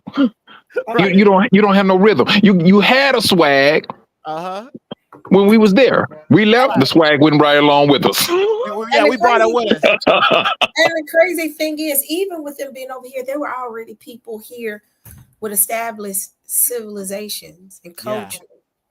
You had culture all around. Every people that had in any indigenous area where it was people that didn't look like them, they had well-established systems. You know, you look at the Native Americans understood how to cultivate this land, how to pull food from it, knew where to drink, where to go as far as drinking water. They knew this area like the back of their hand, and they survived for hundreds of years over here. Then the colonizer came over here, and they couldn't make it a whole winter. They was dropping off like flies in the U.S. Yep. They couldn't survive and they couldn't cultivate the land. They had to go and get Negroes and put them on a boat and bring them over here to cultivate this land because they didn't have the understanding nor the knowledge nor the wherewithal to be able to do that. Right. So you want to talk about a people that got themselves hemmed up? I'm truthfully, they are hemmed up and they don't even know it. That's the sad thing about it. Oh man, talk about it. Ooh, good night, man. I tell you, it's a privilege to be a Negro. Indeed, it is a privilege. Yeah, we in some amazing times, man. I'll say that for sure. I believe we are the generation that will see, you know, our rise, the redemption. You know what I'm saying? The return of Hamashiach and all of that. I believe we are that generation that's going to live to see that for sure.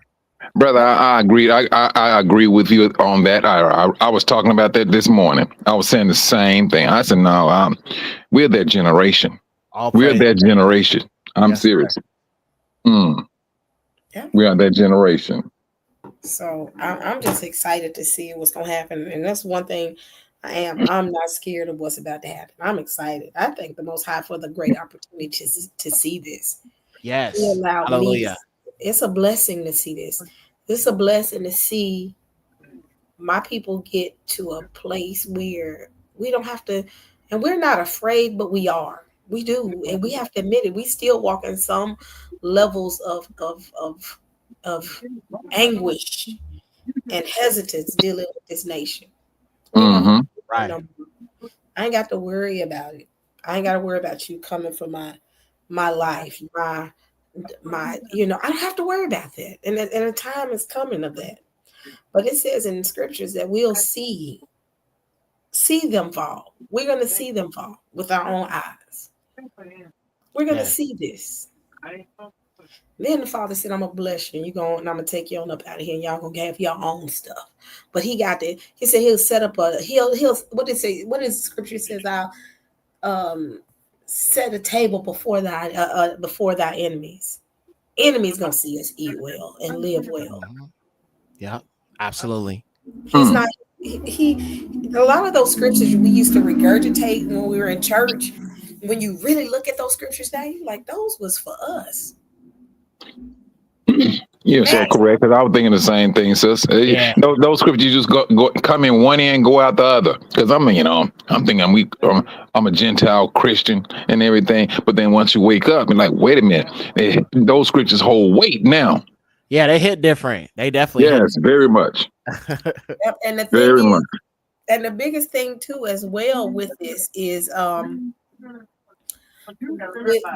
with everything that's going on right now. I lost my train of thought because I was looking at something, but it's just gonna be interesting to see. It's gonna be very interesting to see, and I'm not afraid. I'm fearful. I'm just like I said. I'm just excited. Sister. Their arrogance allowed them to. Every empire has an expiration date. Right. Every empire has an expiration date, but this is the most arrogant. I think this is an arrogant nation because they never planned or saw their expiration date coming. And I believe their expiration date gonna come quick and faster than any other empire. Suddenly. Yes. That's what I hear in my heart is suddenly. Yep. You won't even see it coming. And they're not trying to entertain it. That's the fact. I mean, they're not trying to say, well, what if? This arrogance and this strong desire that everything that they're trying to plan out or thinking is going to happen is going to work for as if it's going to work for their benefit regardless. Yep. And that's the attitude that they're having right now. But I seriously believe if they go in there and they have their little protest or whatever, and they start to recognize that, hey, these Negroes didn't show up like we thought they were going to do. Yeah. Yes. Mm-hmm. They gonna definitely. That's why I say I feel like within these next few days they really gonna try to ramp up the provocation. You know what I'm saying? Because I'm sure they're paying attention to us and seeing the TikTok videos, the posts on Facebook, black people saying we ain't even gonna get involved. I do believe there's a good chance they'll try to like really rile us up any way that they can, because that's the trap they're trying to set. I think that I seriously believe these brothers are going to sit it out. I really believe that. I really believe this is one time. If they were scared of a black messiah, they're a tad bit too late because there's too many of us now. There's too many black messiahs out there now. They was counting on one, and we many. And so now you got brothers over here saying this. You got sisters over there saying this. And so, I mean, you got them all over the place now. They have a fear, and they know that there is a clear and present danger. But some people just not, that means some of those Gentiles, they flat out not seeing it. They're not even trying to entertain. All those Negroes, no, all we got to do is mess with their money, whatever the situation may be, and they go be right back at it. Their fear is a black messiah. Exactly. A black messiah. Most definitely. And they spoke their own fate upon them. What they're fearing is getting ready to happen, and that's their biggest fear. A black messiah is their biggest. I think that's their biggest fear. Mm-hmm. A black messiah. That's why the Bible says the tribes of the earth will mourn when Mashiach returns. It says they will mourn. Right? See, they had this image that they put in our minds of like some white man coming from the sky, hugging babies, kissing children, holding lambs and all of that. Nah, Mashiach is coming back with vengeance. He's coming back with a sword to slay our oppressors. That's what Christianity don't teach you. Oh yeah, Christianity will say, no, he'll come, and he came as a lamb the first time. The second time he coming as a lion. Right. Facts. Exactly.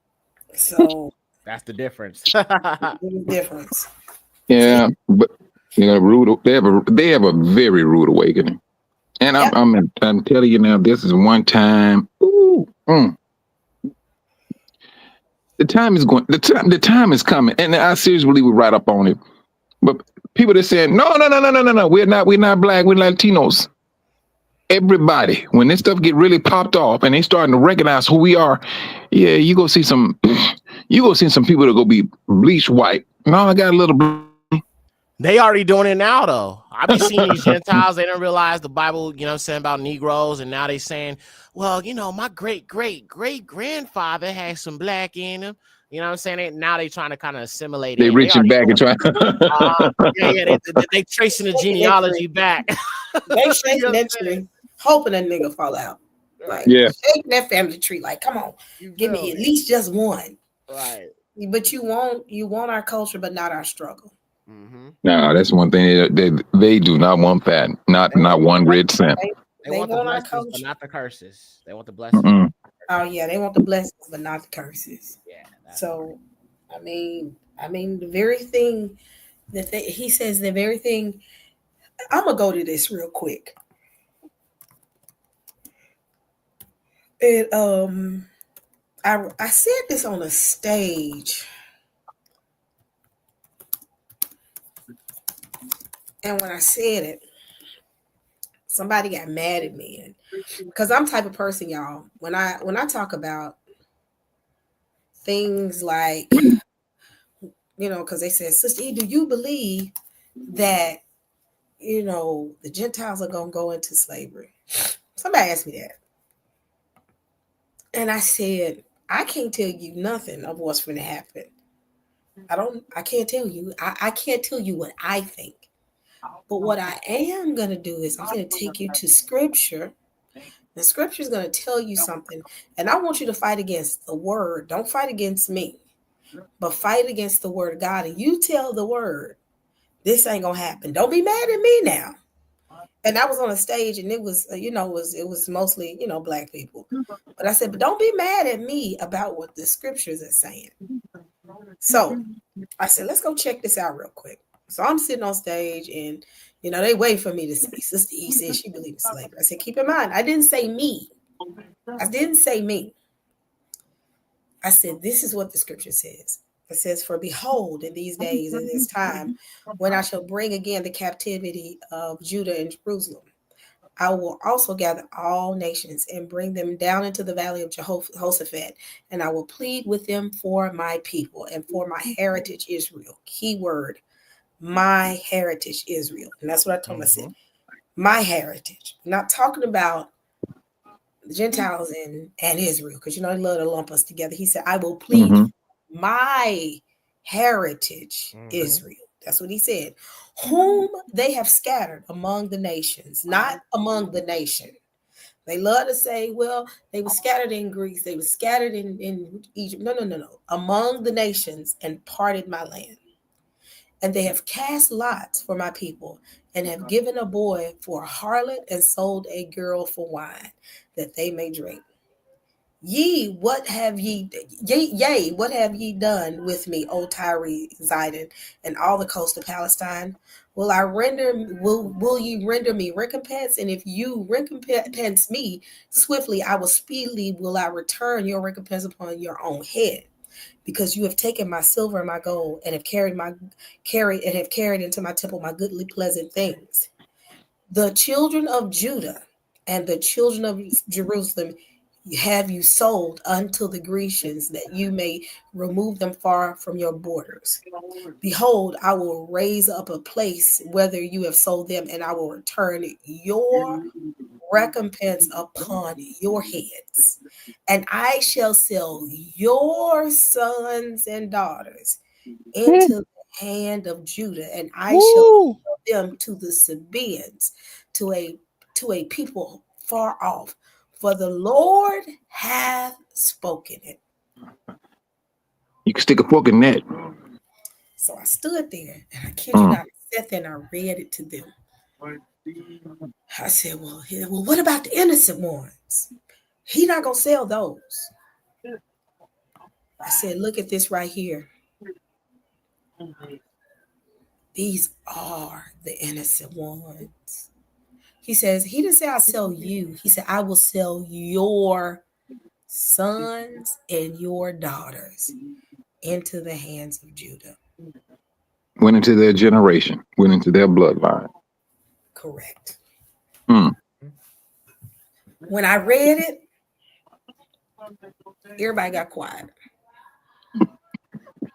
And I said, so I said, now let's take this back. Let's take this back. I said, now look at Judah and look at us being scattered. I said, the ancestors that dealt with the repercussions and the sins of their fathers, they wasn't in the court when they said, give us Barabbas. People forget that. And the people in the court said, let it be upon our generations, our children. That's the one that hurt us. That's the curse. Yep. There you go. That's the curse. There you go. And when it happened, bam, instant. You signed it off in blood. Mm-hmm. And guess what? It didn't happen totally then. Oh yeah, you're right. I want to say what? 1,000 some odd years later, guess what happened? The very same curse that they spoke on themselves in the court ended up hitting our great grandparents. Yep. Yes. Yep. That transatlantic slave trade. Were they in the court saying give us Barabbas? Nope. Nope. They were innocent. I said, how many people on those slave boats were babies and sold off to white people? They didn't have a sin on them. Right. Didn't even know did not even know of the conversation. Correct. I said, so when the Most High sees things and he lays it upon the generations, he gonna lay it upon everybody. I hate to say it. And they got mad. I said, he's not a respectful person. He gonna deal with when they laid that curse upon themselves, the Most High didn't say, well, I'm just gonna get the adults. Kids got it too. Oh, yep. Got it too. He said, he didn't even really lay a hard curse upon the ones who said it in the court. That curse chased them all the way to where we are from 70 AD. They didn't see the repercussions of their sin until 70 AD when the scattering really started happening. Right. That's when the scattering really started happening. And when they start scattering Judah, keep in mind, this is Judah that got scattered. Because you got to think about it, Israel was already gone. The northern kingdom. Yeah, exactly. Yeah, Syrian captivity. Yes. Yeah. The southern kingdom, which is Judah, was still there. They were in there in the 70 AD. They got scattered amongst all the nations. And then only going further down from there, 1619. 1619. That's when we really started feeling it. Now, keep in mind, this was generations back. They don't even know possibly that there was their ancestors in the court saying that. But 1619, that very curse that their ancestors said in their court, give us Barabbas, let it be upon our children. They said, let it be upon our next generations to come. Father said, that's it. And I'm going to lay it on you. And he laid it on, it was children. So now I said, let's look at it currently. I said, so if he did that to us, what makes you think he ain't going to do that to them? His chosen seed. Right. Thank you. His inheritance. That's the arrogance. That's the arrogance that sits there. And people say, well, you want to see the white man fall. I don't want to see nobody fall. But their ancestors made the decision to do what they did. And it goes back to Joel. He said, I'm gonna sell your sons and your daughters. He said that. That's the word. And at the end of it, I said, y'all, and then this is the signature to what was said. He says, and I will sell your sons and your daughters unto the hands of the children of Judah, and they shall sell them to the Sabaean, to a people far away, for the Lord hath spoken it. That's the signature. Right There's a signature. Yep. Signed it off. All praises. It wasn't nobody else. He said, and the Lord spoke. So when he speaks, his words transcend time. He don't have the he's not a man, he's not a person of time. Time is nothing to him. Him speaking something, he can speak it in his current time, but it doesn't catch us until 1,000 years later because he doesn't operate in time. We operate in time. He doesn't operate in time like us. So when he said, and the Lord, this is a future event. He says, I'm going to sell your children unto Judah, and they're going to sell them to the Sabaeans. For the Lord have spoken it. So proclaim ye this among the Gentiles. This is the Gentiles. I had to call this one out. I said, he was talking to the Gentiles. So proclaim ye among the Gentiles, prepare war. Wake up the mighty men. Let all the men of war draw near. Let them come up.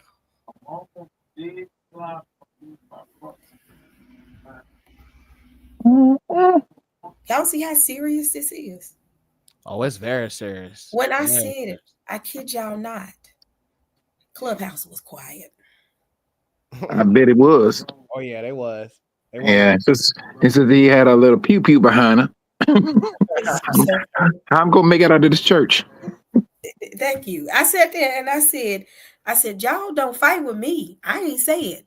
I said, but at the end of it, it says, the Lord have spoken it. So who y'all gonna argue with? I didn't say it. He did. There it is. I said, so you're finna call the Lord racist? You're finna call the Lord the slave doctrine? Y'all just want to put him. He said it. I didn't say it. So do you want to ask me that question again? Baby, that room. Nobody can answer my question. I said, don't ask me, do I believe that they're going into slavery? What did they say in Joel? Break down Joel to me.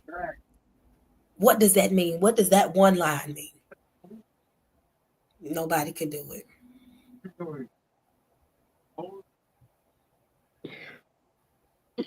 So we know what's going to happen. Because he spoke it. He said, I'm selling them. I'm selling them. I'm going to do you just like you did them. He said, I'm going to sell your children. I'm going to sell your sons and your daughters.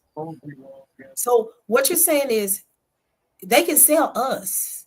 That's all right. But when they say he finna sell them, oh, y'all teaching slave doctrine. I ain't teaching slave doctrine. That's what Joel says. And you know, Lord, they don't find them. They do not want to find themselves. They do not want to hold any. They don't want no type of judgment on them. This is the reason why they say, you know. I'm sorry. Go ahead, brother. Oh, my bad. No, I was gonna say that they feel like they feel like they prospered and they got away with what they do, which is why they continue to do evil, because they are a non-repentant people. You know, if you do something and you get away with it over and over again, you get to a point where that level of repentance is no longer there. I think a lot of them are just reprobate. Period. Yeah, I mean, and then I look at it like this too, brother. And if it did go down the way they did, no, we can't even entertain that. You know, because if it's, you know, the suffering that we went through, and now you want to skate into a kingdom. All my forefathers did that. The Lord forgave me. I mean, how you think you're going to skate into a kingdom? We had to go through trials and tribulation in order for us to appreciate where we are going. Right. We had to be downtrodden, the lowest of all human beings. Some things our people did, the world never thought about doing. We had to get down in the mud in order for the Most High to raise us back up. And for him to clean us off. Now I'm getting you prepared for something that the world going to wish that they were in your shoes. And this is what he's preparing us for. It's for his coming kingdom. And that right there is I mean, bro, that's the privilege. We just need to maintain our faithfulness to the Most High Yah. Facts. That's a fact, man. There's no better way to say it than that, right? Obedience is love, man. This awakening has been a privilege, brother. I kid you not. Oh, it absolutely has. It has been. I'm telling you, it's a privilege. It is a privilege. Because truthfully, I ain't gonna lie to you, brother. If you want to talk about somebody being deaf, dumb, and crazy, and near about retarded, I mean, shucks. We were trying to be like, we were trying to be like the world. We were trying to, we trying to blend in. Hey, these Mexicans, they family orientated. But when the Most High started to wake us up, we started to realize something. Oh, wait a minute. We're those people in the book. And I mean, man, we woke up and we snatched that. We took everything. We took the curses. We took the persecution. And we claimed it. The hatred, the perpetual hatred, everything that came with it, right? Everything. Everything. We claimed it. We preached it. We said, no, we're those people. Yeah, we're the ones that went into slavery. Yeah, I am a descendant of slaves. Yeah, we claimed all of it. Right. Yep. We also were the ones. Let me go to this scripture real quick, because I don't want nobody to say I don't say scripture. So this is when I believe the curses went into full effect right here. He said, Pilate said unto them, what shall I do with Jesus, whom you call Christ? They said unto him, let him be crucified. And the governor said, why? What evil hath he done? But they cried out the more, saying, let him be crucified. When Pilate saw that he could prevail nothing, but they rather tumult and took water and washed his feet before the multitude, saying, he said he washed his hands before the multitude. I'm sorry, I said that kind of fast, saying, I am innocent of the blood of this person. So Pilate washed his hand. He said, he thought about it. He took water and he washed his hands before the multitude. And he says, I am innocent of the blood of this just person. See ye to it. And then said all the people in the square, all the people in that square said, his blood be on us and our children. That right there set the stage. Yes, it did. And the Most High says, I got to judge you. Christ saw it. He cried. He said, he knew it. He said, he saw that they were getting ready to get crucified. These scriptures now, I'm talking about now, these scriptures tell a story, truly tell a story now. And a piece of that story that we wasn't getting, we couldn't understand. Wait a minute. Who are these people that they talking about? Wait, hold on. And when the final puzzle piece was us, and we saw it, that was the game changer. And they never wanted us to see it. We couldn't understand why we had to suffer the way we suffered as a people. Why did we have to go into slavery? Why did we have to go through Jim Crow? Why did we have to lose everything? Why didn't Black Wall Street make it? Why didn't those very words our ancestors said in their court? Father, I got to judge you for this. But what they don't realize is, he says, but for a little while, he was finna turn his face from us. So while they was doing their dirt, his face was just briefly turned away from us. It didn't mean that they had the right to do anything, because the Father gave them free will, because at the time, right after that, Paul was an apostle to the Gentiles. And Paul warned them not to do this. Paul was like, hold on, y'all only got access because he blinded them just for a moment so you can get in. Paul kept warning them. While the Most High turned his face for a second, and they did, so they can't say they were unaware when Paul was a Gentile, was an apostle to the Gentiles. Paul told them, don't become boastful because you only got access because he blinded them just for a little bit. What makes you think if he, and I'm just paraphrasing, paraphrasing. Paul was like, the blindness of them is the only reason y'all got access and riches that y'all have. He was warning them and giving them parables like, no, y'all, look, y'all only got access only because. Do not touch them. Do not celebrate their downfall. And they did just that. And the difference in back when they were coming at us and they were hanging our people and lynching our people, we were still in the middle of the curses. So the Father's face had been turned away from us. Now his face ain't turned, y'all. Now he's looking at his people and his children and watching after us. Now you touch us, he finna destroy nations. Now, because we're no longer bound by the curses, his face is no longer turned away from us. And they done got comfortable. You went too far with it. They got comfortable with it. He's like, well, we can get away with it. And somebody in the room didn't tell them, wait a minute, time's up. Let's leave these folk alone. Father now is looking at them. His back is no longer turned away from us. He's looking at us now. The curses are lifted off of us. And they're not going to be able to move like they used to move, because guess what? His hands are not tied anymore. He going to judge them. He going to judge them for what they did then. But he definitely finna judge them for what they doing now. Because no longer is his face turned away from us. That's why I ain't afraid. I ain't going nowhere. I'm sticking here. Father, you have kept us this long. You most definitely finna keep us now. Think about how much we were being somewhat protected as a nation with his face and his back turned away from us. How much more will he be protecting us now? Because them curses are lifted. How much more? Man, when I tell y'all, this is finna be interesting because they've gotten comfortable in this. And they think the Father is not going to deal with them. The Father finna definitely deal with them now. Because he says, these are my people. These are the apple of my eye. The word says, don't touch the apple of his eye. And guess what? His face ain't turned no more. He looking and he said, these are my people. And he's looking and said, look what you've done to my people. I warned you not to do this. I warned you not to do this. Look what you did to my people.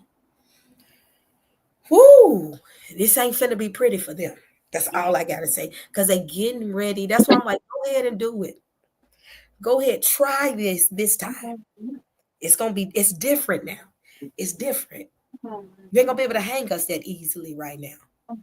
You're gonna be able to do all the stuff that you used to do because the Father's watching us. Mm-hmm. It's gonna be ugly. No, it's about to be real for them. It's real for us right now. It's about to be real with them. And I mean, girl, please, sis. I tell you. I'm sitting here now and I'm just like, I'm watching it, and I really been talking to the Father about this. Because I'm gonna be honest, Michael, I did at one time have some reservations, and I said, Father, I said, do we need to leave here? And I had really prayed about it. I asked the Father, I said, give me some guidance and don't let it be my own fears. And I kid you not, I was praying, and there's something in my ruach said, I will keep you wherever you go. Wherever you lay your head, I'm gonna be there. Wherever you land your foot, I'm gonna be there. The Father's hand reaches all to the four corners. He said, I'm gonna be reaching with my hand from every corner of the earth to come and get my children. I'm finna get my children out of this house in just a little bit, because when he gets us out, they gonna know it's the Most High. Exactly. He gonna get us out, and it's gonna be that's what's holding back the four winds. He said, hold back the four winds until all my people are sealed. He's sealing one by one. Bam, bam. He's holding back. Every angel is holding back. Those destructive winds. Woo! Yes. That's the only reason It's to hold back those winds, destructive winds. Yep, he holding it back. Holding it back. He says, once my people are sealed, and he's did it already. People don't realize that this awakening was nothing but a seal. When we stood before the Father, and because it was a lot of people, I thought I was one of the only few people that did this. Do you realize how many people was repenting, not just for our sins, but travailing and crying before the Most High God and repenting for the sins of our ancestors? Father, forgive my ancestor that stood in that court and said, give us Barabbas. People love to say, well, y'all followed idolatry. That's why. No, I think them curses hit when we said, let it be upon our children. Yeah, they said it. And it hit. Yep. Mm-hmm.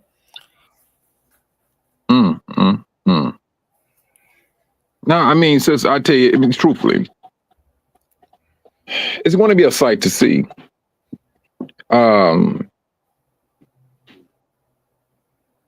And I think this is one time we go be like, the world is going to be our TV now.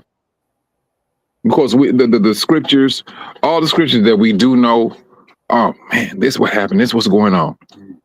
And the world is going to be our TV. That's what's going to happen. And I don't think there's a movie that's going to that's going to, you know, they can I don't think they can make a movie of all of this that is happening and that we're seeing. I don't think they can do that. I think it's going to be for us to behold of all the things, the judgments that the Most High is pouring out for his people.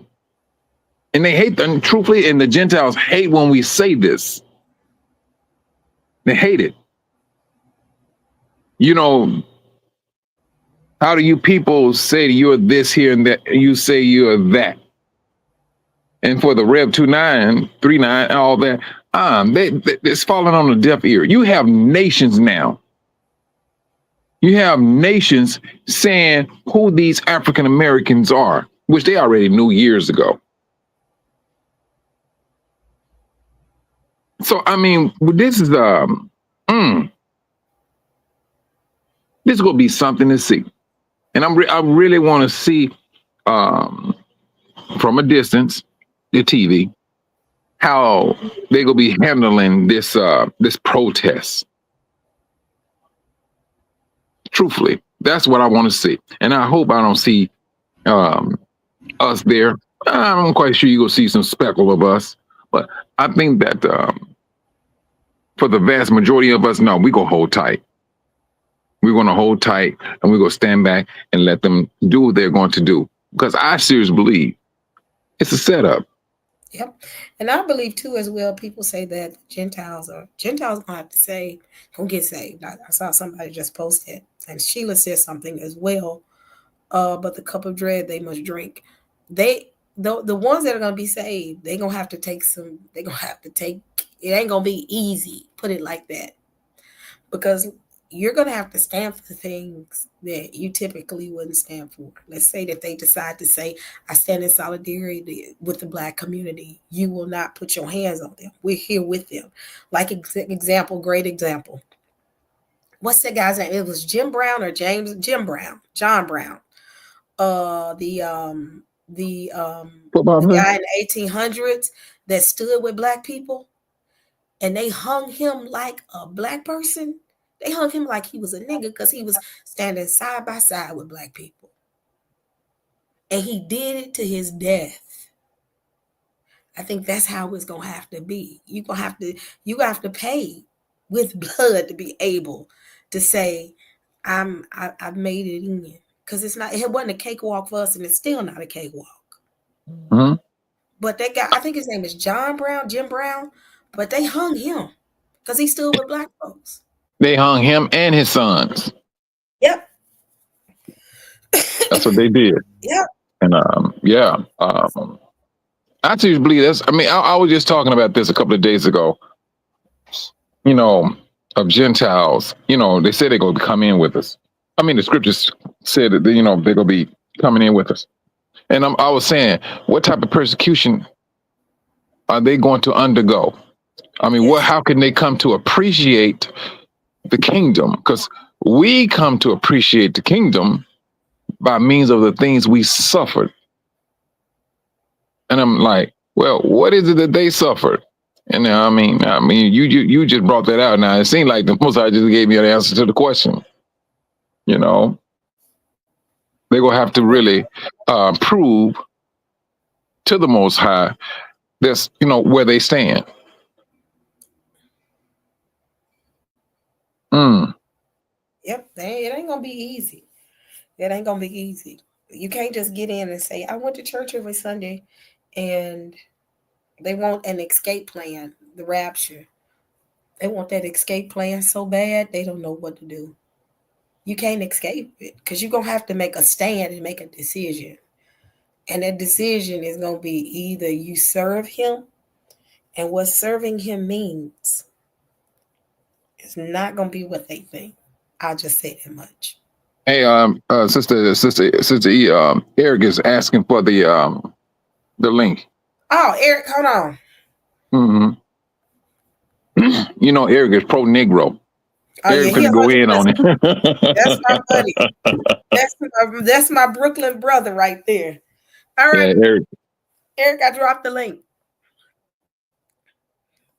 It is cold in my house. I'm really ready for the warm weather. Black folks are not made for winter. Who you tell me?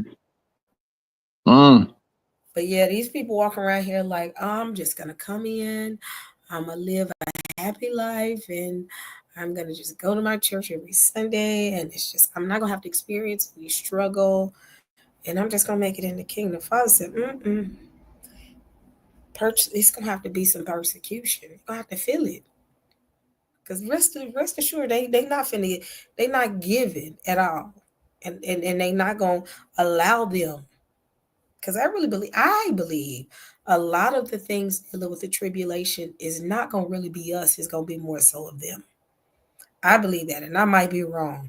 Well, sister, I think that we went through our this is just my mindset. I seriously believe our tribulation started in 70 CE. Yep. I really believe that. And then I think our tribulation ended in what?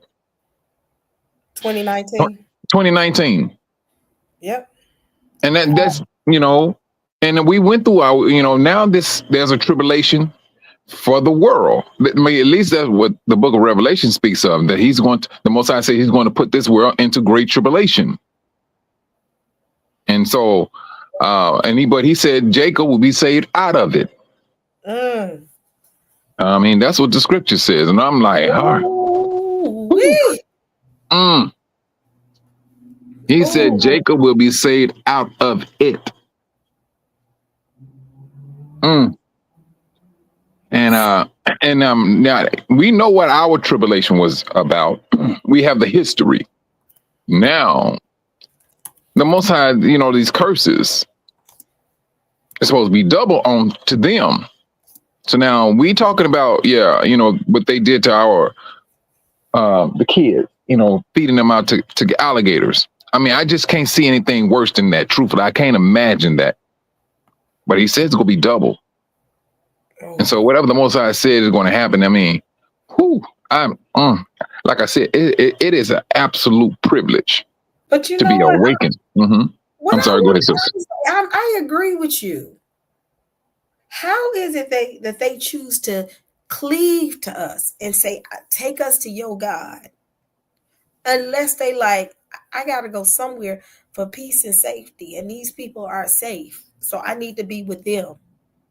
Because the only way, because if you even look at the scriptures and you look at Ezekiel, and it talks about, they said Jacob and the stranger that sojourned with them or cleave with them. Man, something got to happen. For them to say, I'm finna follow these Negroes out of here. Sister, truthfully, I think there's a measure of that that's already happened, and especially when Trump started doing what he's doing with the Latinos and the immigrants, and now people are saying black people was trying to tell you this and that, and then you have the Gentiles complaining about they having a difficult time making ends meet. We're the consultants. We are the consultants for the world because the world knows our history, our suffering. We're used to all of this. Everything that's happening to any race on this planet, they knew we have history in all of it. Any type of suffering, Judah went through it. And so now they reaching back and they asking questions. How do y'all do it? We was built for it. We was literally created and built for it. That's how we survive because the Most High, he said it. I will not totally abandon my people Israel. That's what he said. Brother Eric. I'm reading that scripture from Jeremiah, and it's Shalom, Brother Mike. Can you hear me? Yeah, shalom, brother. Shalom, Sister E. How are you? I'm good. I didn't get any notification that you was on, man. These YouTube really doing the most. They really are. They really are. I just try to make sure everybody knows. I try to schedule it because when I schedule it, more people get notifications rather than just hop on a live and do a live. Say, oh, I'm gonna do a live. Most people say they have a hard time getting a notification. So if you have that issue, unsubscribe and resubscribe and hit the notification. Sometimes that fixes it. Yeah, but it's not just you. It's just YouTube though. But I'm gonna do that anyway, just to make sure I'm able to receive my notifications. But this is one of my favorite subjects. This and the supernatural. I get goosebumps over because I know what's coming to these Gentiles, these wicked Gentiles, and Esau and Amalek specifically. I can't wait for them to get double, triple, quadruple what they gave us. And people seem to think that I have some issue with white people. And guess what? You're right. I do have an issue with white people because white people are not right people. I'm not talking about people that look white. There's a difference if people don't know. You have wheat and you have tares. And because Israel has been scattered to the four corners, Israel look like all these other different nations. Yeah. But white people, they're of the devil. I don't care who don't like me saying it. They are a hybrid species. Judgment is coming for them. Judgment is coming for Esau. I don't understand why. It just bothers my mind that we could have a problem with Shaquita, Keisha, Pookie, and Tyrone. But when it comes to Brad and Becky, you're willing to give them a pass. Your own brothers and sisters, you throw under the bus. But them folks, they ain't all like that. Well, show me when they have repented for their wickedness. Show me one time. They doubled down, tripled down, quadrupled down on their wickedness.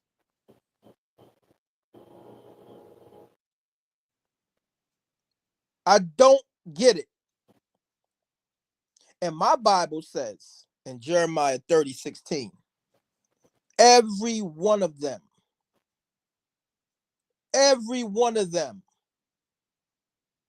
are going to be devoured. Those that devour you will be devoured. Mm-hmm. Why do some of our people have a problem with that? That's that Christian mindset. When the Most High said, shrug off anything of Babylon, he means strip it off.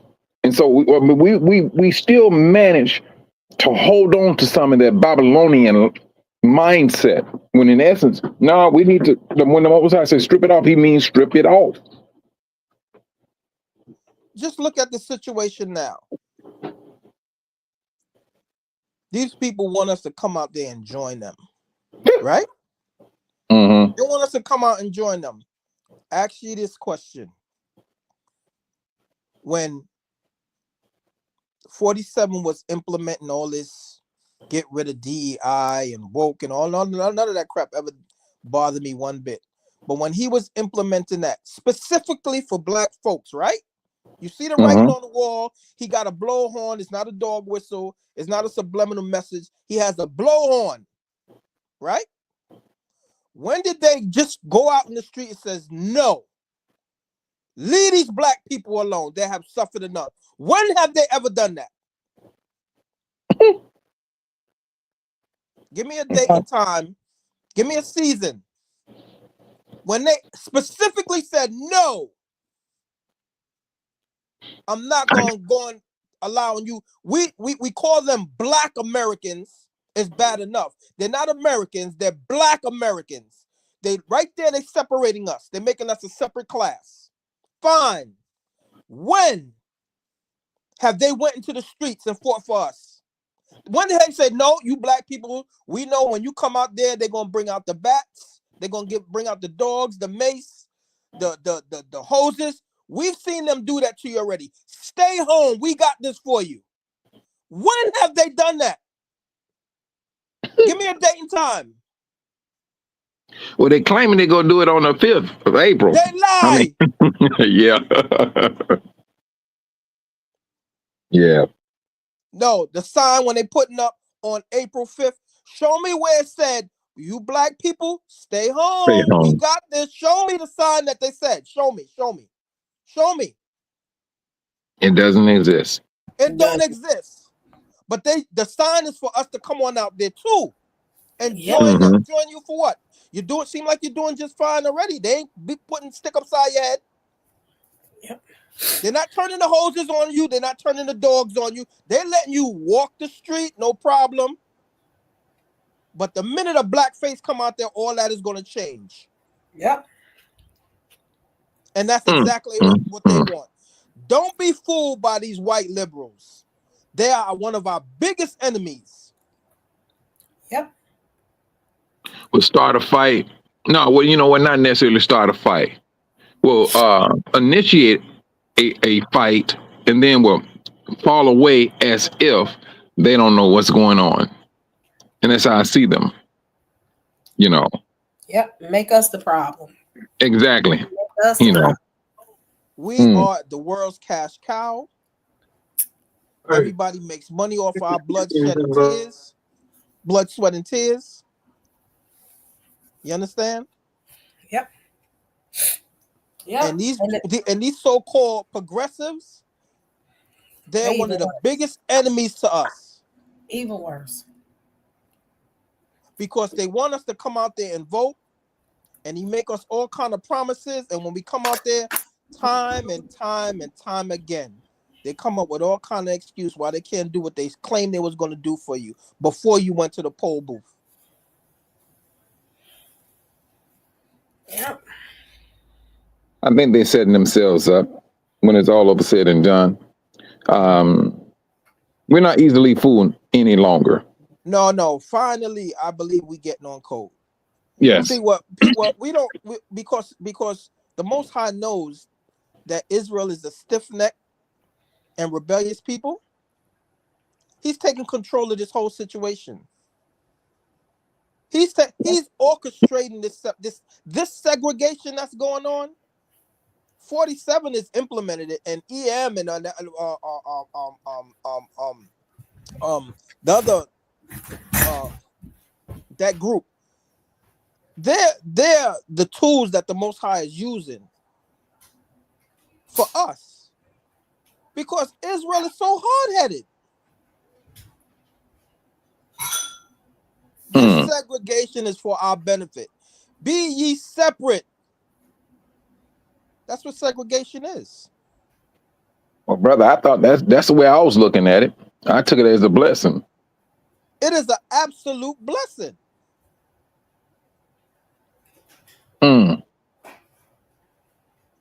He's taking control because he knows there's going to be some wicked Israelites that are going to want to make a deal with the Greeks. They're going to want to go back to Egypt. They're going to want to stay. No. We ain't. I was reading something. I can't remember where I read it. That everybody is leaving, but he's going to deal with some in the wilderness.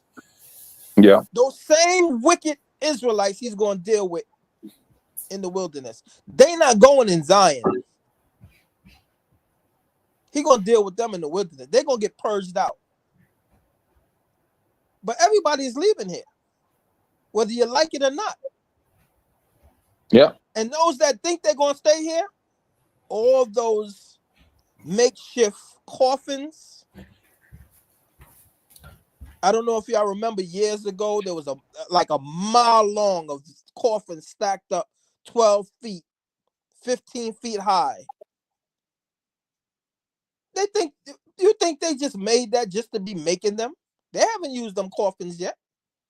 If they would have used them during the jab.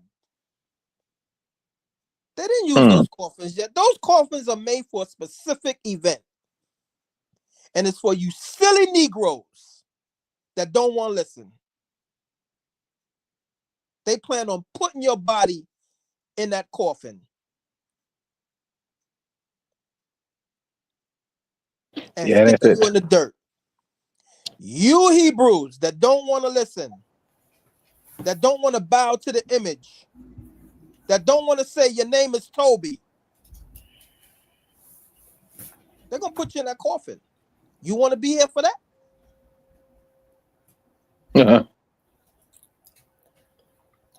This is what's happening, brother. We so ridiculous and fighting over the small things, caught up in the weeds over little foolishness. When the writing is not, the writing is literally on the wall.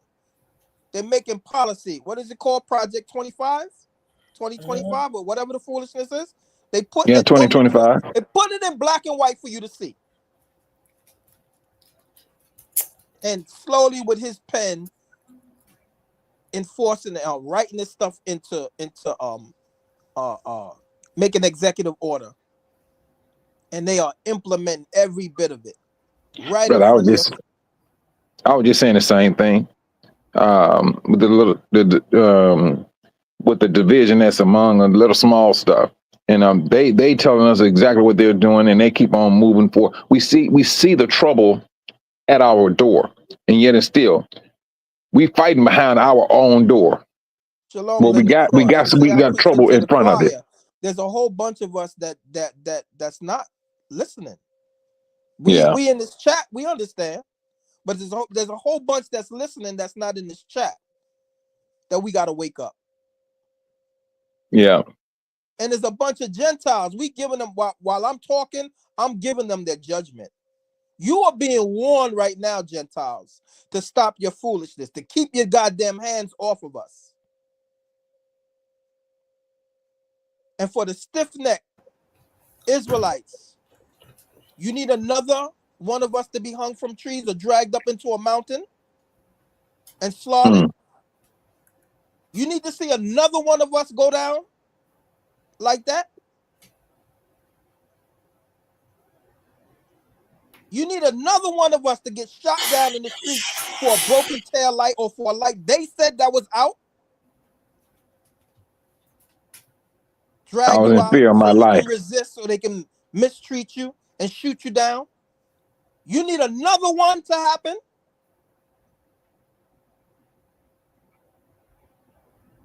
My mom's is taking dialysis. I just went to see her at the hospital.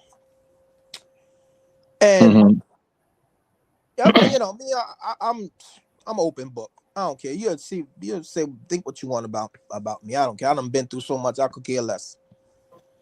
But they did a procedure on her for a blood clot, Mm-hmm. and if they would have did it when they should have done it, it probably wouldn't have got so bad. So they had to put her on blood thinners, and the wound got so bad, it's nothing but dead tissue around the wound. So they sent her home, didn't give her antibiotics. Before she left, we was going to the pharmacy to pick up the antibiotics. The pharmacy was closed. Okay, so we go home. That night, she's suffering in pain. Mm-hmm. Had to bring her back to the hospital, an emergency room, after dialysis. She couldn't even finish her dialysis. The woman been in pain for 4 days. The doctor looked at the woman. Now, me, certain things, I'm a strong dude, but certain things I just can't deal with. I don't like funeral. I don't like hospital. I don't like all this blood and guts nonsense. Mm-hmm. I believe that's another reason why he created Esau. Esau don't have no problem with blood and guts. Esau don't have no problem with blood and guts. It's like they relish in it. They got to be out killing something and slaughtering something and so on and so forth. Anyway, so I take a look as a doctor, take off the bandage, and it is the most nastiest, disgustingest thing I've ever seen. This is my mom sitting here in this gurney. They've been telling her for 2 weeks now, 2 weeks, going on 3 weeks, they're going to do a bereavement and cut out all the dead tissue and all the rotten flesh that's there. 2 weeks they're telling her this.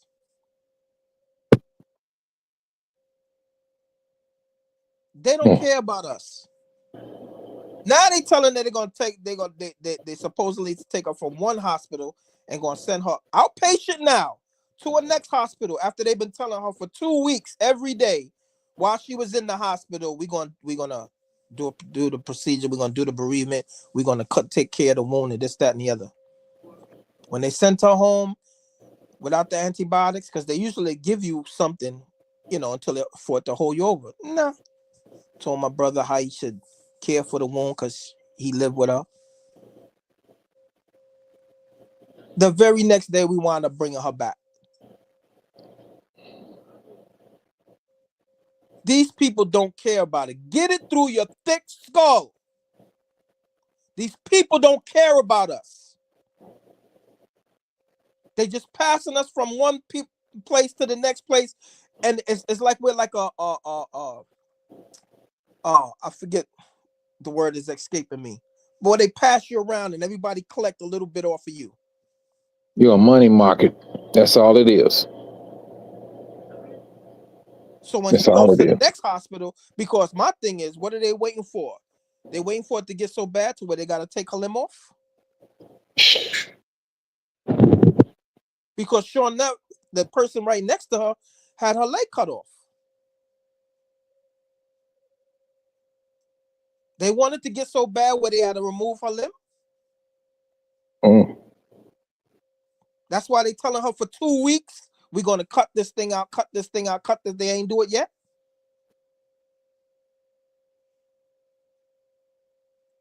You Israelites better wake up.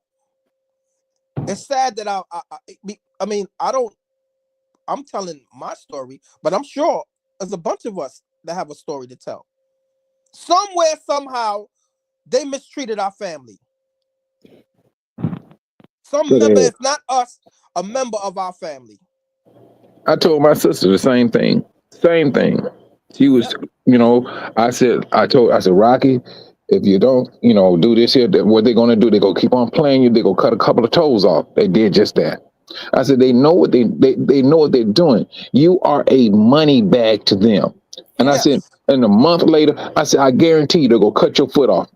Let me tell you something. When my dad passed away, a white doctor came in and said, because we fighting to get the best doctors to get to him, and they was the bedside manner was horrible. White doctor came in It says that he's going through active dying. Wait a minute. Say it again. Say it again. It's called active dying or active death, meaning your The doctor body. said that to you? Said that to our family. My dad now, he's alert, but he's not 100% alert. I think they gave him something that just really didn't make him alert. And the doctor looked at me and my mom and said, you know, he lived a long life. He's old. You know, pretty much saying he was old. When I And now tell that's you, disgusting. when I went off on that doctor, Hey, that's that chin check. That's what that sounds like. the words that fell out my mouth, my mama said, girl. I said, even Madison said, because Madison lost it before me. Madison said, I don't care what you say. He may not mean nothing to you, but he means everything to us. Mm-hmm. That's This is exactly right. So he may not, I don't care how old he is. You don't come in here and tell his family that. They don't care nothing about us. So now listen, one of the doctors, right? This is last week, going on 3 weeks now. This is when we first brought her in there. The doctor looks at the wound. He said, "Oh, that's a burn." Now my sister happened to be in the room at the time. "Oh, that's a burn." And the doctor look over at my sister like accusatory. You understand? Mm-hmm. So now my sister, she crazy. You know, she not crazy. She's like Brooklyn crazy, if you know what I mean.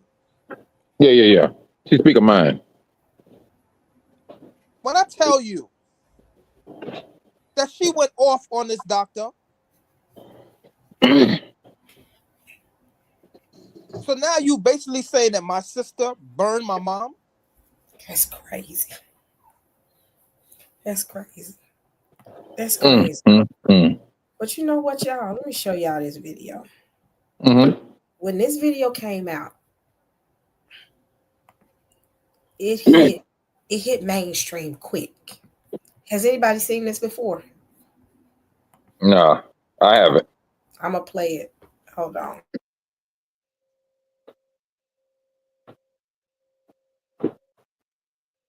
Contribute. Say something.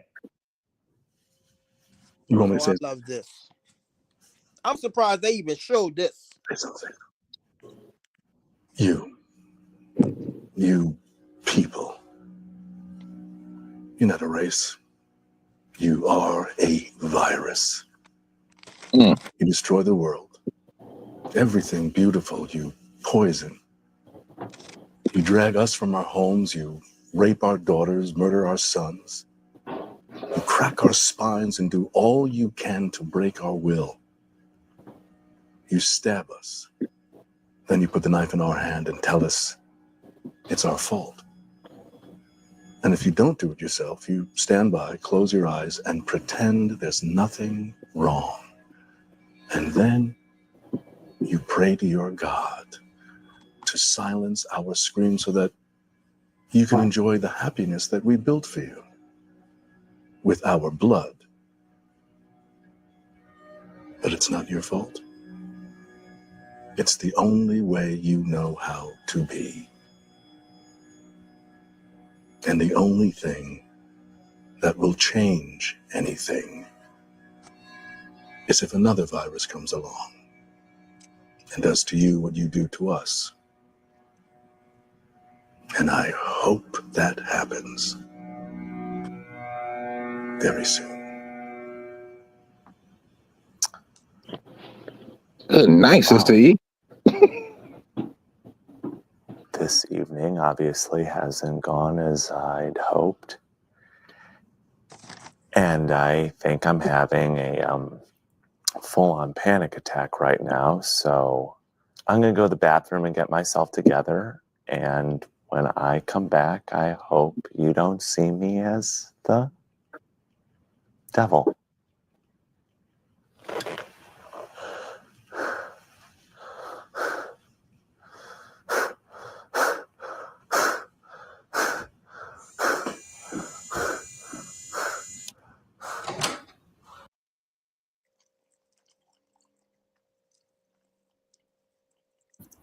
When I saw this, y'all, that changed the game for me. He said the only thing that's gonna change you is another virus comes along and does the same thing you did to us. Wow. That right there, this was during COVID when I saw this. This was during COVID or during the super flu. I can't say that word. But when I saw that, I played that so many times. You kept watching it over and over and over again. Because it speaks to everything that we deal with, everything we have to deal with. It speaks to anything y'all got to say before I close? Because I want to close on that one. Says I think that's right. That's the one you have to stick a fork in it. I think it speaks volume. It speaks. It at least it speaks for me. And so I will close with. Thank you, Sister E. I wish I would have known you was on. I would have come on a little earlier. You know, I gotta give my little 2 cents on certain things. I know people probably tired of hearing.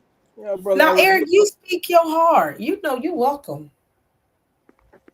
You're welcome to come up here. I appreciate that. But my thing is, I'm like the Most High.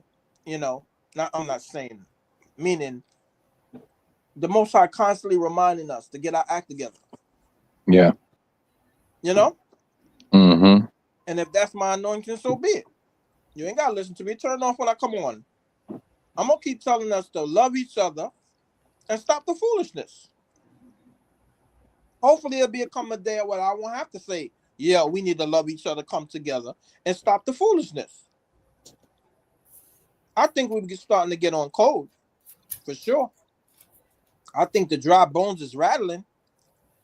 I think the dry bones is trying to stand up, but we're not walking yet in this truth. We have to walk this thing out. It can't just be talk. We have to literally come together, like Sister E's things she's implementing. We need a strategy. We literally need a strategy so we can get out of this thing intact. With the least amount of casualties as possible. We don't need another set of twins dragged up into the mountain. That's the last thing we need. The very last thing. They literally doubling down on their wickedness. Yep. You mean to tell me you think if 2 Caucasian boys, twins now you talking, how does this even happen? Lord have mercy. How does that even happen? Taken up somewhere they ain't got no business at, slaughtered, and somebody just happened to be walking by and taking pictures. You must be out your blasted mind. Where's the outrage? Where's those same people that want us to come out there and march for them outraged over this? You Hebrews better wake up and understand who your enemy is. That is our salvation. Hold on, let me read this blasted thing, because it's amazing to me how.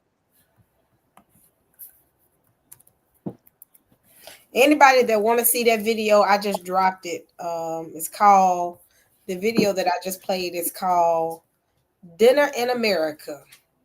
That's funny. The white man is a virus scene. 3 scriptures and I'm going to get out of here. I'm going to read 3 scriptures and I'm going to get out of here.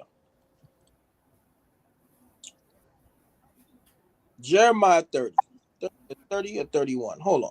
Let me get myself together here.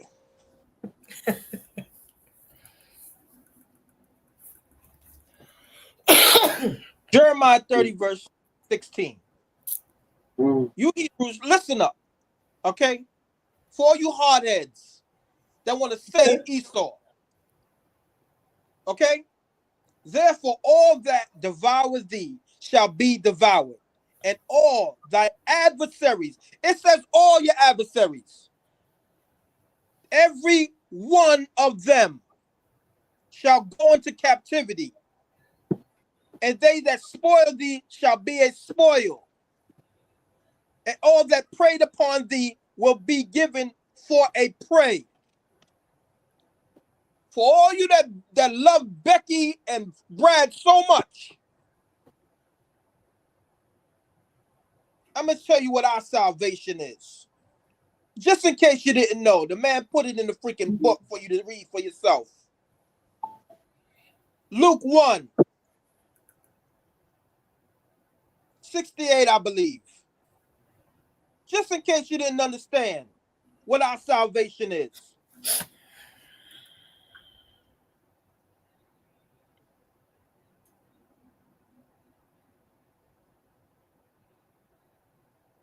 Excuse me for a second. I want to make sure I got the right.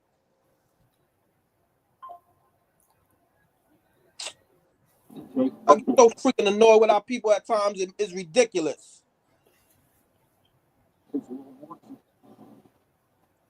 I'm going to start at 67. No, 66. And all they that heard them led them up in their hearts, saying, what manner of child shall this be?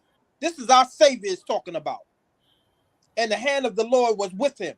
And Zechariah the father was filled with the Holy Ghost and prophesied, saying, blessed be the Lord God of Israel, not the world, not the Gentiles. The Lord God of Israel. For he hath visited and redeemed his people, and have raised up a horn of salvation for us in the house of his servant David.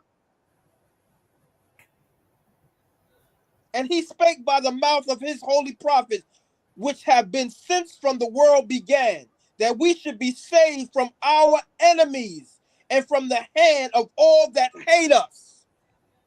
That is our salvation. Who hates us? Who is our enemy and shown himself to be our enemy?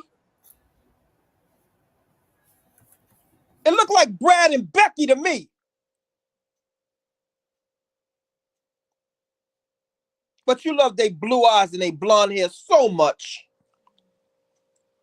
No matter what they do to us, just forgive them. I love them. They all good people. You notice they always good people?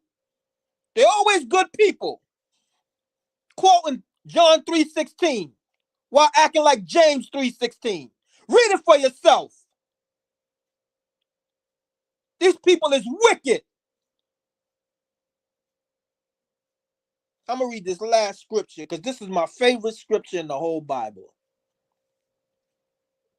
Y'all may have your own. This is mine.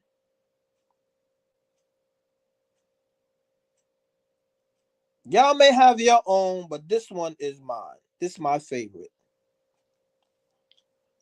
Give me 1 second.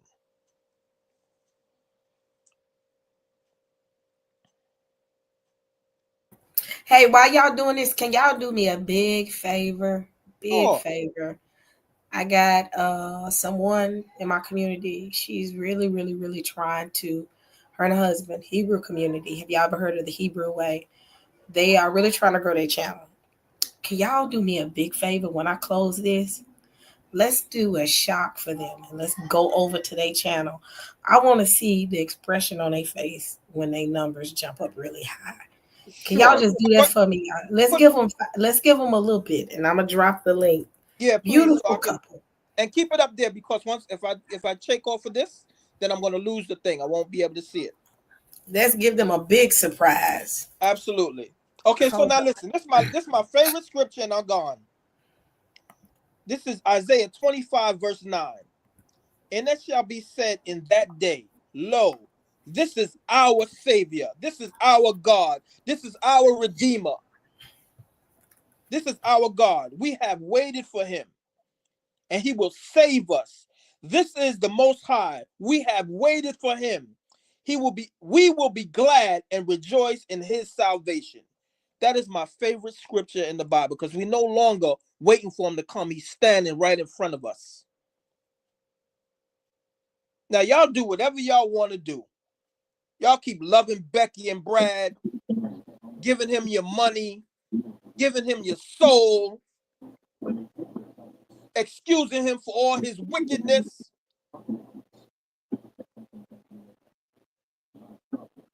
Do yourself a favor. Love your own people. Do for your own people. Help your own people. Support your own people. Because that's what's going to get us out of here. Us coming together and loving our God and loving each other. And forgetting about the rest of these nations who don't give a damn about us. And are gone. Hallelujah. Hallelujah. So y'all, let's do that, y'all. Let's go shock them real quick. Let's go shock they live real quick, y'all. Let's run over there real quick. They live now. Like I said, beautiful spirit. Apostle Carla and her husband Elder Yahudai. I always say it wrong, but they have a beautiful spirit. I love their hearts, giving and loving people, and they're I look at them as an Ima and an elder within the community. So I'm gonna close this live. I just realized they were live, and I was talking to her yesterday because she's trying to, get back into the swing of YouTube, and y'all know how YouTube can, play little games with your numbers. So let's do this. Once I close this live, I'm going over there and I'm gonna be looking for some of y'all. Let's go over there and shock them real quick. Let's shock them real quick and stay for a little bit and listen. They real about the spiritual and the holy place, and Most High's angels are protecting us. Beautiful spirit, y'all. So let's do that. But y'all, thank y'all for joining me. You got something you need to say, Michael, before we close up? No, so I was just going to go ahead and click this link and shoot on that to the brothers and sisters. But everybody, let's just be safe out there. Be safe, be careful. We got some more stuff we getting ready to do. Where is my dog? Oh my goodness, he done found a way to tunnel under the bed on the other side. So he under my bed and I have it blocked, so he knows how to get under there. And once he's under there, under the bed, I can't get to him. Oh my goodness, I'm gonna fight him. So, but y'all, thank y'all so much. Let's go over there, y'all. I'm getting ready to go over there now. All right, shalom. Shalom, y'all. Thank y'all so much. Love y'all. I'll see y'all this weekend. Make sure y'all check out my community post. Go and join the Goshen Project. You'll find the link there so you can go into the site and sign up. Our meeting is Sunday at 4:30 Eastern. All right, family. Love y'all. All different type of information every week. Let me speak. If you subscribe, we're going deep. Love talk, Sister E. God's work, Sister